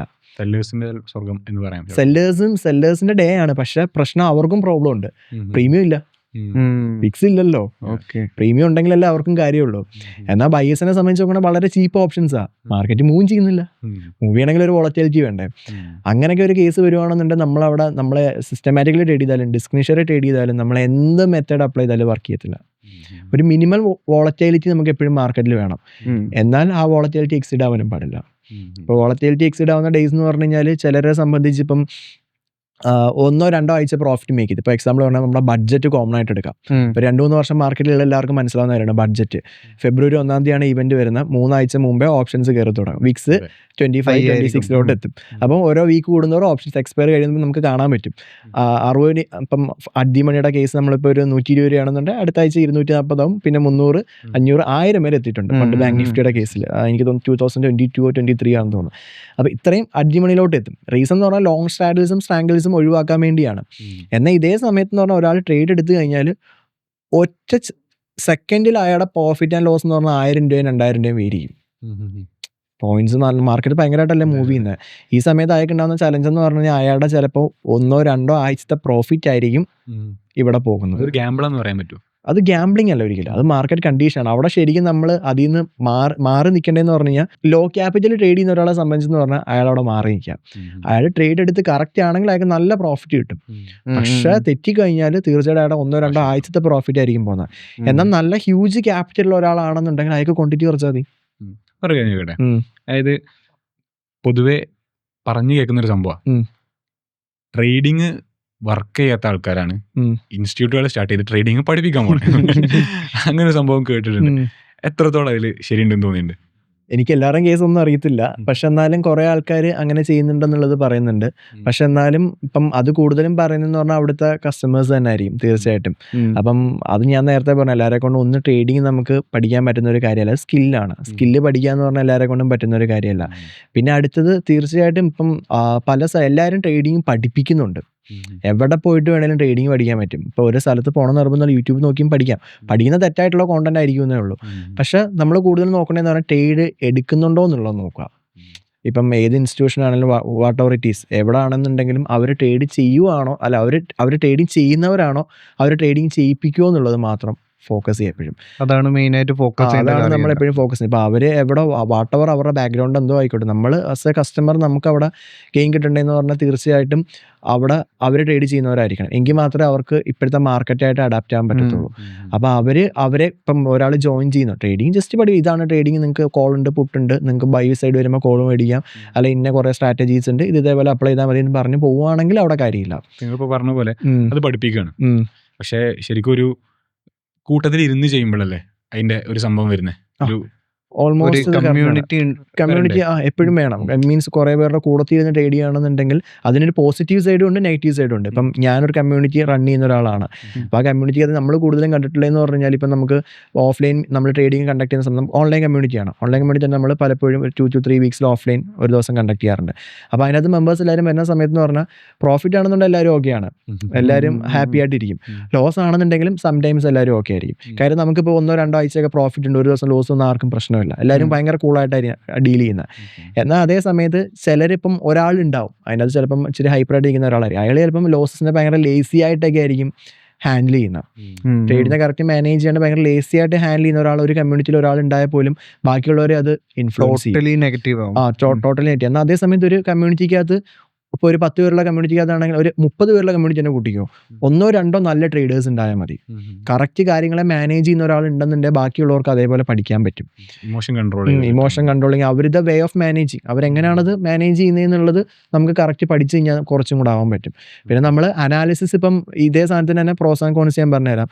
ഇപ്പം എല്ലാവരും കൂടി ഇരുന്നുകൊണ്ട് അനാലിസിസ് ചെയ്യുന്നു, ചിലപ്പം 30 പേരും പല സാധനങ്ങൾ നോക്കിയിട്ട് എല്ലാം കൂടെ കൺക്ലൂഡ് ചെയ്തൊക്കെ കൊണ്ടുപോകണമെന്നുണ്ടെങ്കിൽ ഓക്കെ. എന്നാൽ ഇതേ സമയത്ത് ഈ 30 പേരും ഒരേ മെത്തേഡ് അല്ല ഉപയോഗിക്കുന്നതെങ്കിൽ അവിടെ പ്രശ്നമാണ്. കൺഫ്യൂഷൻ ആവും, നമ്മൾ ഓവർ തിങ്ക് ചെയ്യും. ഇപ്പൊ അവിടെ കൊണ്ട് പറയും, ഇപ്പം പലരും യൂട്യൂബ് നോക്കി പ്രിപ്പറേഷൻ നോക്കും. ഇപ്പം ഞാൻ ഇൻസ്റ്റയിൽ എനിക്ക് ഫ്രീ കമ്മ്യൂണിറ്റി ഉണ്ട്, മാർക്കറ്റ് അപ്ഡേറ്റ്സ്. ഞാൻ അതിൻ്റെ അകത്ത് എൻ്റെ വ്യൂ അപ്ഡേറ്റ് ചെയ്യാറുണ്ട് ഡെയിലി. അപ്പം ഇവർ യൂട്യൂബ് നോക്കിയിട്ട് ഒരു ബുള്ളിഷ് വ്യൂ ആയിരിക്കും പറയുന്നത്. അതേ ട്രേഡർ ചിലപ്പോൾ അടുത്ത ദിവസം രാവിലെ മാർക്കറ്റിൽ വന്നിട്ട് ബേറിഷ് മൂവ് കൊണ്ടിട്ട് പുള്ളി ബേറിഷ് ആയിട്ടുണ്ടാവും, ചിലപ്പോൾ അവർ അപ്ഡേറ്റ് കിട്ടിയിട്ടുണ്ടാവില്ല. ഇപ്പം ഞാൻ രാവിലെ പറയുന്നത് മാർക്കറ്റ് ബുള്ളിഷാണ്, വേറെ ആൾ പറയുന്നത് മാർക്കറ്റ് ബേറിഷാണ്. വേറെ ചാനലിനകത്ത് ഷോർട്ട് ഓപ്പർച്യൂണിറ്റി ഇട്ട് വേറെ ചാനലിൽ ബുള്ളിഷ് ഓപ്പർച്യൂണിറ്റി ഇട്ട് തീർന്നു, അയാളുടെ കാര്യം തീർന്നു. പിന്നെ ഓവർ തിങ്കിങ്. ഇപ്പം എനിക്ക് തന്നെ, ഇപ്പം നമുക്ക് തന്നെ എന്ന് പറഞ്ഞാൽ, ഇപ്പം ഞാൻ ഒരു പീരീഡ് സ്ട്രഗിൾ ചെയ്തൊരു പോയിന്റ് ഉണ്ടായിരുന്നു. കൂടുതലും ഞാൻ പണ്ട് ഇൻട്രാഡേ മാത്രമായിരുന്നു ഫോക്കസ് ചെയ്യുന്നത്. ഞാൻ പൊസിഷൻ വൈസ് ഒന്നും നോക്കാറില്ലായിരുന്നു, പൊസിഷൻ വ്യൂ ഒന്നും നോക്കാറില്ല. പക്ഷെ അത് ഞാൻ ഫോക്കസ് ചെയ്ത് തുടങ്ങിയ ഒരു പോയിന്റ് ഉണ്ട്. തുടങ്ങിയ പോയിന്റിൽ എനിക്ക് പൊസിഷണലി, അതായത് ഒരു 4-5 ദിവസത്തേക്കൊക്കെ മാർക്കറ്റ് ബേറിഷാണ്, എന്നാൽ എനിക്ക് ഇൻട്രാഡേ ബുള്ളിഷ് ഓപ്പർച്യൂണിറ്റിയാണ് കിട്ടുന്നത്. ഞാൻ ഓവർ തിങ്ക് ചെയ്യും, അതായിരിക്കും വരുന്നതോ ഇതായിരിക്കും വർക്കാവുന്നത്. ഞാൻ ഓവർ തിങ്ക് ചെയ്തിട്ട് എൻ്റെ ട്രേഡ് ഞാൻ തന്നെ കുളമാക്കും. ഇത് പക്ഷെ ഒരു ഇനിഷ്യലി എല്ലാ ട്രേഡേഴ്സ് ഈ ഫേസ് പാസ് ചെയ്യുന്നവരാണ്. ഒരു പോയിന്റ് കഴിയുമ്പോൾ അവർക്ക് ഇത് ടാക്കിൾ ചെയ്യാൻ പറ്റും. സ്ക്രീൻ നോക്കിയാൽ തന്നെയാണ് മാക്ഡി 50-day moving average, 200-day moving average എല്ലാം വേണ്ടവർക്ക് ഇൻഡിക്കേറ്റർ മതി, ഇൻഡിക്കേറ്റർ മാത്രം വെച്ചിട്ട്. അയ്യോ അത് കോമഡിയാണ്. എനിക്ക് ഇൻസ്റ്റയിൽ ഇതേപോലെ ചിലർ പിയാനൽ അയച്ചു തരും അവരുടെ ഇത്. ഞാൻ നോക്കുമ്പോൾ ഇതിൻ്റെ അകത്ത് കുറെ സാധനമുണ്ട്. മൊബൈലിൻ്റെ അകത്ത് താഴെ മാക്ഡി, RSI, അത് ഇതെല്ലാം ഉണ്ട്. ചാർട്ട് കാണാനില്ല. അതിന്റെ ഇടയിൽ വേണമെങ്കിൽ ബ്രോക്കറിന്റെ മറ്റേ സ്പ്ലിറ്റ് സ്ക്രീൻ ഉണ്ടല്ലോ ഇപ്പൊ മൊബൈലുകളിൽ, നമ്മുടെ പിയാന്റെ പോർട്ട്ഫോളിയോ കൂടെ മണ്ടയ്ക്ക് എടുത്തിടുന്ന, അതും കൂടെ എടുത്തിടും. എന്ത് ഇവര് കാണുന്നു, എന്തിന്റെ ഒന്നെങ്കിൽ ഇൻഡിക്കേറ്റേഴ്സിനെ ബ്ലൈൻഡ് ആയിട്ട് ട്രസ്റ്റ് ചെയ്തിട്ട് അതിന്റെ ഒരു സിസ്റ്റം മേക്കണം. അത് സിസ്റ്റമാറ്റിക്കലി നമുക്ക് അപ്ലൈ ചെയ്യാൻ പറ്റുന്നത്. ഇത് കുറച്ച് അത് നോക്കും, കുറച്ച് ഇതും നോക്കും. ശരിക്കും ഈ ഇൻഡിക്കേറ്റേഴ്സ് എന്ന് പറയുന്നത് മാർക്കറ്റിൽ വർക്ക് ചെയ്യുന്നുണ്ടോ, അല്ലെങ്കിൽ മെജോറിറ്റി പ്രൈസ് ആക്ഷൻ ആണോ വർക്ക് ചെയ്യുന്നത്? പേഴ്സണൽ ഒപ്പീനിയൻ ഇൻഡിക്കേറ്റേഴ്സ് വർക്കിംഗ് അല്ലാന്ന് ഒരിക്കലും പറയത്തില്ല, ഉപയോഗിക്കേണ്ടെന്ന് ഞാൻ പറയത്തുള്ളൂ. റീസൺ ഒന്ന്, നമ്മൾ നേരത്തെ പറഞ്ഞ പോലെ തന്നെ എന്താണ്, നമുക്ക് ചാർട്ട് കാണാൻ പറ്റത്തില്ല. ചാർട്ട് നമ്മൾ പ്രൈസിനെ അല്ല അനാലിസിസ് ചെയ്യുന്നത്, സംതിങ്ങിനെ നമ്മൾ ഡിപ്പെൻഡൻ്റ് ആവുകയാണ് അവിടെ. അതൊന്നാമത്തെ ഒരു പ്രശ്നമാണ്. 2, ഇതേ ഇൻഡിക്കേറ്റേഴ്സ് നമ്മൾ അപ്ലൈ ചെയ്യുന്നതെന്ന് പറഞ്ഞാൽ ചിലപ്പോൾ ഇന്ന് വന്നിട്ട് മാക്ഡിയുടെ ക്രോസ് ഓവർ എടുക്കും, നാളെ പോയിട്ട് ഒരു മൂവിങ് ആവറേജിൻ്റെ ക്രോസ് ഓവർ ആയിരിക്കും എടുക്കുന്നത്. ഇൻകൺസിസ്റ്റൻസി ഇവിടെ വന്നു കഴിഞ്ഞാൽ തന്നെ അതൊന്നും വർക്കാവത്തില്ല. എൻ്റെ ഒരു ഒപ്പീനിയൻ ഇൻഡിക്കേറ്റേഴ്സ് നമ്മൾ അപ്ലൈ ചെയ്യേണ്ട സിസ്റ്റമാറ്റിക്കലിയാണ്. അതായത് നമ്മളിപ്പോൾ സ്റ്റീക്ക് ഉണ്ടല്ലോ, സെറോദൻ്റെ സ്റ്റീക്കിലൊക്കെ, അല്ലെങ്കിൽ ഒരുപാട് പ്ലാറ്റ്ഫോംസ് ഉണ്ട്. ഇപ്പോൾ നമുക്ക് ഡാറ്റ ചെക്ക് ചെയ്യാൻ ആ ഒരു മാക്ഡി വെക്കുക, അത് അതിൻ്റെ ലെവൽസും കാര്യങ്ങളൊക്കെ സെറ്റ് ചെയ്യുക, ഏതിൻ്റെ അകത്താണ് നമ്മൾ കറക്റ്റ് ഇന്ന രീതിയിൽ സ്റ്റോപ്പ് ലോസ് ടാർഗറ്റ് ഒരു സിസ്റ്റം മേക്ക് ചെയ്തിട്ട് പ്രീവിയസ് പെർഫോമൻസിൽ വർക്കിംഗ് ആണോ നോക്കുക. വർക്കിംഗ് ആണ്, കറക്റ്റ് നല്ല ഡീസൻ്റ് ആയിട്ട് ഡ്രോ ഡൗൺ ആണെന്നുണ്ടെങ്കിൽ എന്ത് ചെയ്യുക, അത് അപ്ലൈ ചെയ്യുക. അങ്ങനെ അപ്ലൈ ചെയ്ത് കഴിഞ്ഞാൽ ഇൻഡിക്കേറ്റേഴ്സ് കുറച്ചുകൂടെ സക്സസ് ആവും. അല്ലാണ്ട് നമ്മൾ ഡിസ്ക്രിമിനേറ്ററി വൈസ് ഒക്കെ നോക്കുമ്പം, അല്ലെങ്കിൽ മൊമെൻറ്റം ഡിപ്പെൻഡൻ്റ് ആണ്. മാർക്കറ്റിനെ സംബന്ധിച്ച് എപ്പോഴും മൊമെൻറ്റം ഇമ്പോർട്ടൻ്റ് ആണ്. മൊമെൻറ്റം ഉണ്ടെന്നുണ്ടെങ്കിൽ എന്ത് മെത്തേഡും വർക്കാവത്തും. എന്ത് സ്ട്രാറ്റജി ആണെന്നുണ്ടെങ്കിലും, ബ്രേക്ക് ഔട്ട് ആയിക്കോട്ടെ, സ്വീപ്പിംഗ് ആയിക്കോട്ടെ, അല്ലെങ്കിൽ ഇൻഡിക്കേറ്റേഴ്സ് ആയിക്കോട്ടെ, പ്രൈസ് ആക്ഷൻ ആയിക്കോട്ടെ, എന്ത് മെത്തേഡ് ആയിക്കോട്ടെ, മാർക്കറ്റ് മൊമെൻറ്റം ഉണ്ടെന്നുണ്ടെങ്കിൽ എല്ലാം വർക്കാവും. മൊമെൻറ്റം ഇല്ലെങ്കിൽ ഒന്നും വർക്കാവത്തില്ല. അപ്പോൾ ഒരു മാർക്കറ്റ് സിറ്റുവേഷനിൽ, അതായത് ഇപ്പോൾ ഈ 2026 ഒരു മാർക്കറ്റിലേക്ക് പുതിയൊരാൾക്ക് വരാൻ പറ്റിയ അവസ്ഥയാണോ, വരുന്നവരോട് എന്താ പറയാ? ഇപ്പോൾ ഒന്ന്, നമുക്ക് വിക്സ് ഇച്ചിരി കൂടി നിൽക്കുന്ന ഒരു ടൈമാണ്. അപ്പോൾ ഈ ടൈമിൽ അവർ മാർക്കറ്റിലേക്ക് വരും. ഇപ്പം വിക്സ് ഇപ്പം റൈറ്റ് നോ ഇപ്പം 16 എത്തിയിട്ടുണ്ട്. 20 ആ ലെവലിൽ നിന്നാണ് തിരിച്ച് 16 എത്തിയത്. അപ്പോൾ അവർ വരുന്ന സമയത്ത് ഇനിഷ്യലി അവർക്ക് എന്തായാലും വിക്സിൻ്റെ അവരുടെ ട്രേഡിങ് സ്റ്റൈൽ ഡിപ്പെൻഡൻ്റ് ആണ്. ചിലർക്ക് അത് ഫേവറിങ് ആയിരിക്കും, ചിലർക്ക് നെഗറ്റീവ് ആയിരിക്കും. അപ്പോൾ അവരെ അപ്ലൈ ചെയ്യുന്ന മെത്തേഡ് മറ്റും നോക്കിയിട്ട് അവർക്കിപ്പം എന്നെ സംബന്ധിച്ചെന്ന് പറഞ്ഞാൽ എനിക്കിപ്പോൾ വിക്സ് കൂടിയ ടൈം തൊട്ട് ഇപ്പം ഏപ്രിൽ തൊട്ട് നോക്കുവാണെങ്കിൽ ഇപ്പം എൻ്റെ പെർഫോമൻസ് അപ്ഡേറ്റ് ചെയ്യുന്നതാണ് ഇൻസ്റ്റയിലൊക്കെ. അതിനകത്ത് നോക്കുവാണെങ്കിൽ കഴിഞ്ഞ ഫെബ്രുവരി വരെ ഞാൻ മേക്ക് ചെയ്ത അതേ ROI അതിൻ്റെ പകുതി മാത്രമേ എനിക്ക് കഴിഞ്ഞ 2 മാസങ്ങളിൽ മേക്ക് ചെയ്യാൻ പറ്റിയിട്ടുള്ളൂ. അതിൻ്റെ റീസൺ ഞാൻ നോക്കിയിട്ട് ഒന്ന് മനസ്സിലായെന്ന് പറഞ്ഞാൽ, ഒന്ന് നമുക്ക് വിക്സ് ഭയങ്കര ഹൈ ആയിരുന്നു. വിക്സ് ഹൈ ആയതുകൊണ്ട് തന്നെ എൻ്റെ ആവറേജ് ഗെയിൻ കുറവാകും. മറ്റേത് എനിക്ക് നോർമലി ഒരു ഞാനിപ്പോൾ ഒരു OTM കോൺട്രാക്ട്, ഞാൻ OTMൽ എൻ്റർ ചെയ്യുന്ന എന്നും പറഞ്ഞാൽ ലോട്ട് സൈസ് ഫിക്സ് ചെയ്ത് ട്രേഡ് ചെയ്യുന്ന ഒരാളല്ല. അപ്പം 60 രൂപയ്ക്ക് ഞാൻ എൻ്റർ ചെയ്ത് കഴിഞ്ഞാൽ എനിക്കത് തിരിച്ചൊരു 90-കോ അല്ലെങ്കിൽ 60 രൂപയ്ക്ക് എൻ്റർ ചെയ്ത സാധനം എനിക്കൊരു മിനിമം 95-നോ 105-നോ 110-നോ എനിക്ക് വിൽക്കാൻ പറ്റുമായിരുന്നു. കറക്റ്റ് ഒരു മൊമെൻറ്റ് എനിക്ക് ക്യാച്ച് ചെയ്യാൻ പറ്റിയ. എന്നാൽ അതേ സാധനം ഈ വിക്സ് കൂടിയപ്പോഴേക്കും അത് കുറഞ്ഞു. വിക്സ് കൂടിയപ്പോൾ എന്ന് പറഞ്ഞു കഴിഞ്ഞാൽ എനിക്ക് 60 രൂപയ്ക്ക് ഒരു ട്രേഡ് എടുത്തു കഴിഞ്ഞാൽ എനിക്കത് എക്സിറ്റ് ചെയ്യാൻ പറ്റുന്നതെന്ന് പറഞ്ഞാൽ ഒരു മാക്സിമം 85 അല്ലെങ്കിൽ 90 ആ ലെവലിലേക്ക് അത് കുറഞ്ഞു. അത് കുറഞ്ഞപ്പോൾ എൻ്റെ ആവറേജ് ഗെയിൻ നോർമലി കുറഞ്ഞു. ഇതേ മാർക്കറ്റിൽ വന്നിട്ട് ഇതിപ്പം ഇങ്ങനെ ഒരു ഇഷ്യൂ ഉള്ള ഒരാളെ സംബന്ധിച്ച് പറഞ്ഞാൽ, ഈ ഇപ്പോഴത്തെ മാർക്കറ്റ് കണ്ടീഷൻ അയാൾ അഡാപ്റ്റ് ആയി കഴിഞ്ഞാൽ ഈ വിക്സ് കുറഞ്ഞിട്ട് അത്യാവശ്യം ഒരു സ്റ്റേബിൾ ആയിട്ടുള്ള ഒരു മാർക്കറ്റ് കണ്ടീഷൻ വരുമ്പോൾ അയാൾക്ക് നല്ലൊരു പെർഫോമൻസ് അവിടെ മേക്ക് ചെയ്യാൻ പറ്റും. നല്ല രീതിക്ക് അയാൾക്ക് പ്രോഫിറ്റ് മേക്ക് ചെയ്യാം. അയാൾ ഇപ്പോൾ അഡാപ്റ്റഡ് ആണ് ഈ കണ്ടീഷനിൽ. അപ്പം അയാൾക്ക് എന്ത് ചെയ്യാം, ഇത് കുറയുന്ന സമയത്ത് അവിടെ അഡാപ്റ്റ് ആവണം. സ്വാഭാവികമായിട്ട് ROI അവിടെ കൂടുതലേ അവർക്ക് കിട്ടത്തുള്ളൂ. പക്ഷേ ഈ വിക്സ് 20 ഉണ്ടായിരുന്ന സമയത്ത് കൂട്ടുള്ള മൂവ്മെന്റ് ഒന്നും അവിടെ ഉണ്ടാവത്തില്ല. എല്ലാ ദിവസവും അപ് സൈഡ് മൂവ്മെന്റ് അല്ല എല്ലാ ദിവസവും ഡൗൺ സൈഡ് മൂവ്മെന്റ് ഒന്നും നമുക്ക് അവിടെ പ്രതീക്ഷിക്കാൻ പറ്റത്തില്ല. ലോറി ഓടിക്കണ പോലെയാണ്, ചെറിയ വണ്ടിയൊക്കെ സുഖമായിട്ട് ഓടിക്കണം. അപ്പം അങ്ങനെ ഒരു സ്ട്രഗിൾ അവിടെ ഉണ്ട്. അവർക്ക് ചിലർക്കത് നല്ല പോസിറ്റീവ് ആയിരിക്കും, ചിലർക്കത് ബെറിഷ് ആയിരിക്കും. പിന്നെ ഇപ്പോഴത്തെ ഒരു മാർക്കറ്റ് കണ്ടീഷൻ എന്ന് പറഞ്ഞാൽ ലൈക്ക് ബാക്ക് ടു ഒരു സെപ്റ്റംബർ ഒക്ടോബർ ആ ടൈമിലെ ഡാറ്റ പോലെ എനിക്ക് ഫീൽ ചെയ്തത്. എന്ന് വെച്ചാൽ ഇപ്പം മാർക്കറ്റ് കൂടുതൽ റേഞ്ചഡ് ആയിട്ടാണ് ട്രേഡ് ചെയ്യാൻ ശ്രമിക്കുന്നത്. ഒന്നെങ്കിൽ ഡേ ലോയിൽ നിന്ന് റിവേഴ്സ് ചെയ്ത് പോകും, ഒരു ഡേ ഹൈ കീപ്പ് ചെയ്യും, ദെൻ അതിൻ്റെ 2ൻ്റെ ഉള്ളിലാണ് ട്രേഡ് ചെയ്യാൻ നോക്കുന്നത്. ഒരു ഒറ്റ ഡയറക്ഷൻ കണ്ടിന്യൂ ചെയ്ത് പോകുന്ന ഡേയ്സ് ഇപ്പോൾ കുറവാണ്. അത് അങ്ങനത്തെ ഡേയ്സ് വരുന്ന സമയത്തെന്ന് പറഞ്ഞു കഴിഞ്ഞാൽ ഞാൻ സജസ്റ്റ് ചെയ്യുന്ന ഒരു ട്രേഡ് മാനേജ്മെൻറ്റ് മെത്തേഡ് ഇപ്പം 26 എല്ലാവർക്കും അപ്ലൈ ചെയ്യാൻ പറ്റുമെന്ന് പറഞ്ഞാൽ, ഒന്നൊരു ഡീസൻറ്റ് ക്യാപിറ്റലിന് എല്ലാ ദിവസവും ട്രേഡ് ചെയ്യുന്നവരാണ് ഡീസൽ ക്യാപിറ്റലിന് എല്ലാ ദിവസവും ട്രേഡ് ചെയ്യുക. ഇത് ഈ ട്രെൻഡിങ് ആയിട്ടുള്ള നല്ല ഹ്യൂജ് ട്രെൻഡിങ് ഡേയ്സ് വരുന്നതിൻ്റെ എണ്ണം ഇനി കുറവായിരിക്കും. മന്ത്ലി വൈസ് 1 ആയിരിക്കും. അപ്പം അതായത് വിക്സ് ഇനി കുറഞ്ഞു പോവുകയാണെന്നുണ്ടെങ്കിൽ തീർച്ചയായിട്ടും അതിൻ്റെ എണ്ണം കുറവായിരിക്കും. അപ്പം എന്ത് ചെയ്യുക, അയാൾക്ക് ഫേവറിങ് ആണ്, നല്ല ബുള്ളിഷാണ് അല്ലെങ്കിൽ നല്ല ബേറിഷാണ് അന്നത്തെ ദിവസം. അപ്പം അങ്ങനെ ഒരു ഡേ കിട്ടുകയാണെന്നുണ്ടെങ്കിൽ അന്ന് മാക്സിമം ക്യാച്ച് ചെയ്യാൻ ശ്രമിക്കാം.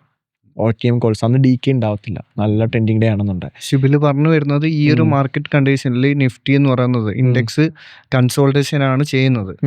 അപ്പം ഏറ്റവും നല്ല ഓപ്ഷൻ എന്ന് പറയുന്നത് നമുക്ക് ഓപ്ഷൻ സെല്ലിങ് ചെയ്യുന്നല്ലേ, ഓപ്ഷൻ ബൈങ്ങിനേക്കാൾ. ഓപ്ഷൻ സെല്ലേഴ്സിന് ഇപ്പം കുറച്ച് ഫേവറിങ് ആണ് ഡയറക്ഷണൽ. കാര്യം വിക്സ് നല്ല ഹൈ ഉണ്ട്, എന്നാൽ അതിൻ്റെ അനുസരിച്ചുള്ള മൂവ്മെൻറ്റും മാർക്കറ്റ് കാണിക്കുന്നില്ല.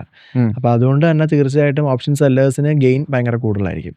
ഓപ്ഷൻ ബയേഴ്സിന് ഇത് തിരിച്ചായിരിക്കും കിട്ടുന്നത്. DK ഉണ്ടാകുന്ന ഡേയ്സിൻ്റെ എണ്ണം കൂടുതലായിരിക്കും. ഇപ്പം കഴിഞ്ഞ ഒരു ഫെബ്രുവരി വരെയുള്ള ഡേയ്സ് നമ്മൾ നോക്കാം. ഒരു ഫെബ്രുവരിക്ക് മുമ്പുള്ള ഒരു 6 മാസത്തെ ഡേറ്റ നോക്കുവാണെങ്കിൽ ഈ 6 മാസത്തിൽ മന്തിൽ ഒരു ദിവസം എങ്ങാനായിരിക്കും നമുക്ക് ഈ DK ഉണ്ടാവുന്നത്. രാവിലെ 9:20 ഒരു കോൾ മേടിച്ചിട്ട് 3:15 വരെ ഹോൾഡ് ചെയ്ത DK ഉണ്ടാവും.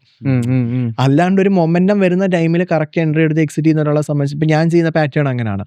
അപ്പം അതിൻ്റെ അകത്ത് നമുക്കൊരു മന്ത്ലി വൈസ് ഒരു ദിവസം അങ്ങനെ DK ഉണ്ടാവും. ഇപ്പോൾ ഫെബ്രുവരിയിൽ എനിക്ക് DK വന്നൊരു ദിവസം ഞാൻ റീൽ ഓൾറെഡി അപ്ഡേറ്റ് ചെയ്തിട്ടുണ്ട്. അന്ന് ഞാൻ അങ്ങനെ പറഞ്ഞു. അത് കഴിഞ്ഞിട്ട് മാർച്ച് തൊട്ടെന്ന് പറഞ്ഞാൽ നമ്മുടെ വാർ ഇഷ്യൂസും മറ്റും വന്ന് വിക്സ് നല്ലോണം കൂടി. വിക്സ് കൂടുന്നതെന്ന് പറഞ്ഞാൽ സ്വാഭാവികമായിട്ട് എല്ലാവരും പ്രോഫിറ്റ് മേക്കുന്ന ഒരു സിറ്റുവേഷനാണ്. വെറുതെ കണ്ണും പൊട്ടി പുട്ട് മേടിച്ചാൽ പോലെ എല്ലാവർക്കും പ്രോഫിറ്റ് കിട്ടും. അപ്പോൾ അത് ഒഴിവാകാൻ വേണ്ടിയാണ് സ്വാഭാവികമായിട്ട് വിക്സ് കൂടുന്നത്. അപ്പം അതേ സിറ്റുവേഷനിൽ നമ്പർ ഓഫ് DK ഉണ്ടാകുന്ന ഡേയ്സിൻ്റെ എണ്ണം കൂടുതലായിരുന്നു. മന്ത്ലി ഒരു 3-4 ദിവസമൊക്കെ നമുക്ക് DK ഉണ്ടാവാറുണ്ട്. അത് ഈ ഒരു ലെവലിൽ നിൽക്കുന്നതുകൊണ്ടാണ്. മനസ്സത്ത് കുറഞ്ഞു വരുമ്പം അതിനകത്ത് ഇഷ്യൂ ഇല്ല. ഇപ്പം ഇതേ ലെവലിൽ മാർക്കറ്റ് സസ്റ്റെയിൻ ആയി പോയി കഴിഞ്ഞാൽ തീർച്ചയായിട്ടും റേഞ്ചഡ് ആയിരിക്കും മാർക്കറ്റ് ട്രേഡ് ചെയ്യാൻ ശ്രമിക്കുന്നത്. ആ റേഞ്ചഡിന് ഓപ്ഷൻ ബയേഴ്സിനെ സംബന്ധിച്ചെന്ന് പറഞ്ഞാൽ കറക്റ്റ് ഒരു മൊമെന്റം വരുമ്പോൾ എൻട്രി ചെയ്യുക, കുറച്ച് പോയിന്റ് ക്യാച്ച് ചെയ്യുക. ഒരു സ്കാൽപ്പിംഗ് മോഡലിലാണ്. സ്കാൽപ്പിംഗ് മോഡലാണ്. ഒരു മാക്സിമം അപ് ടു ഞാൻ സജസ്റ്റ് ചെയ്യുന്നതെന്ന് പറഞ്ഞാൽ ബേസ്ഡ് ഓൺ വോളറ്റിലിറ്റിയാണ്. വോളറ്റിലിറ്റി കുറഞ്ഞു കഴിഞ്ഞാൽ ഇത് മാറും. അപ്പം ഇപ്പം നിൽക്കുന്ന ലെവലിൽ ഇപ്പോൾ ഒരു ബിക്സ് നിൽക്കുന്ന 16-ലാണ്. ഇതേ ലെവലിൽ നോക്കുന്ന സമയത്ത് നമ്മളൊരു 70 to 80 പോയിന്റ് ക്യാച്ച് ചെയ്യാൻ ശ്രമിച്ചു കഴിഞ്ഞാൽ കുറച്ചും കൂടെ അയാൾക്ക് സക്സസ് റേറ്റും കൂട്ടാൻ പറ്റും. കൺസിസ്റ്റൻസി ഭയങ്കരമായിട്ട് ഇൻക്രീസ് ആവും. ഡെയിലി വൈസ് കൺസിസ്റ്റൻസി കുറച്ച് ഇൻക്രീസ് ആവും. ഓപ്ഷൻ സെല്ലേഴ്സിനെ സംബന്ധിച്ച് പറഞ്ഞാൽ പ്രീമിയം നല്ലോണം ഉണ്ട്. പ്രീമിയം ഉണ്ടായതുകൊണ്ട് തന്നെ അവർക്ക് എല്ലാ ഡേയ്സും കുറച്ച് ഫേവറിങ് ആയിരിക്കും. അവരെ സംബന്ധിച്ച് നമ്മൾ നേരത്തെ പറഞ്ഞ ഓരോ എക്സെപ്ഷൻ ഡേ ഉണ്ടല്ലോ, നല്ല ട്രെൻഡിങ് വരുന്ന ആ ഡേ ആയിരിക്കും അവരുടെ സ്റ്റോപ്പ് ലോസ് വരുന്ന ഡേ. അതേ ഉള്ളൂ ഇവിടുത്തെ ഡിഫറൻസ്. ബാക്കി സാധനം സെയിം ഒക്കെ തന്നെയാണ്. പിന്നെ അതേപോലെ കുറച്ച് മുന്നേ സിപിൻ പറഞ്ഞു, അതായത് റൂൾ ബേസ്ഡ് സ്ട്രാറ്റജി ഉണ്ട്, പിന്നെ ഡിസ്ക്രിഷണറി ട്രേഡിങ്ങും ഉണ്ട്. അപ്പം അതിൽ ഏറ്റവും നല്ല മെത്തേഡ് റൂൾ ബേസ്ഡ് ആണോ അല്ലെങ്കിൽ ഡിസ്ക്രിഷണറി ട്രേഡ് ആണോ നല്ലത്?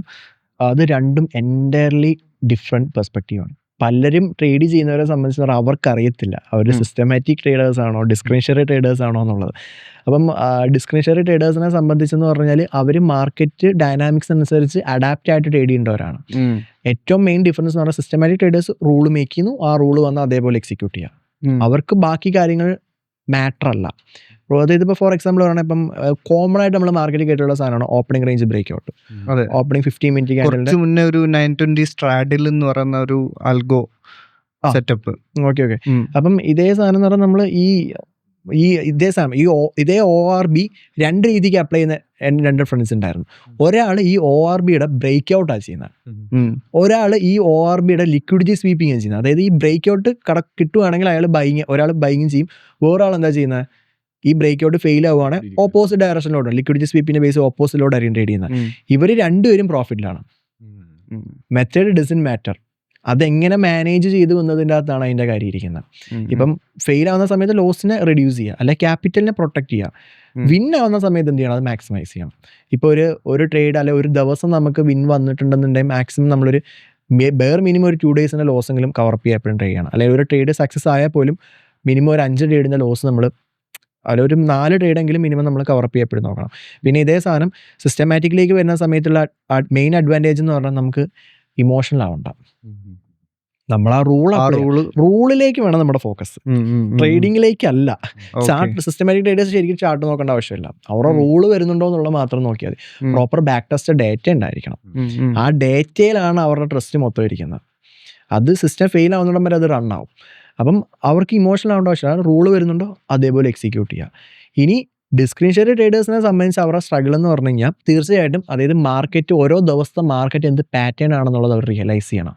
അതിൻ്റെ അനുസരിച്ച് വേണം അവർ ട്രേഡ് ചെയ്യാൻ. ഇനി സിസ്റ്റമാറ്റിക് ട്രേഡറിനെ സംബന്ധിച്ച് അയാൾക്ക് ഒരു ദിവസം ലോസ് വന്നിട്ടുണ്ടെന്നുണ്ടെങ്കിൽ അത് അയാളുടെ മിസ്റ്റേക്ക് കൊണ്ടല്ല, സിസ്റ്റം ലോസ് അല്ലെ മാർക്കറ്റ് അന്ന് മോശമായതുകൊണ്ടാണ് അയാൾക്ക് ലോസ് വന്നത്.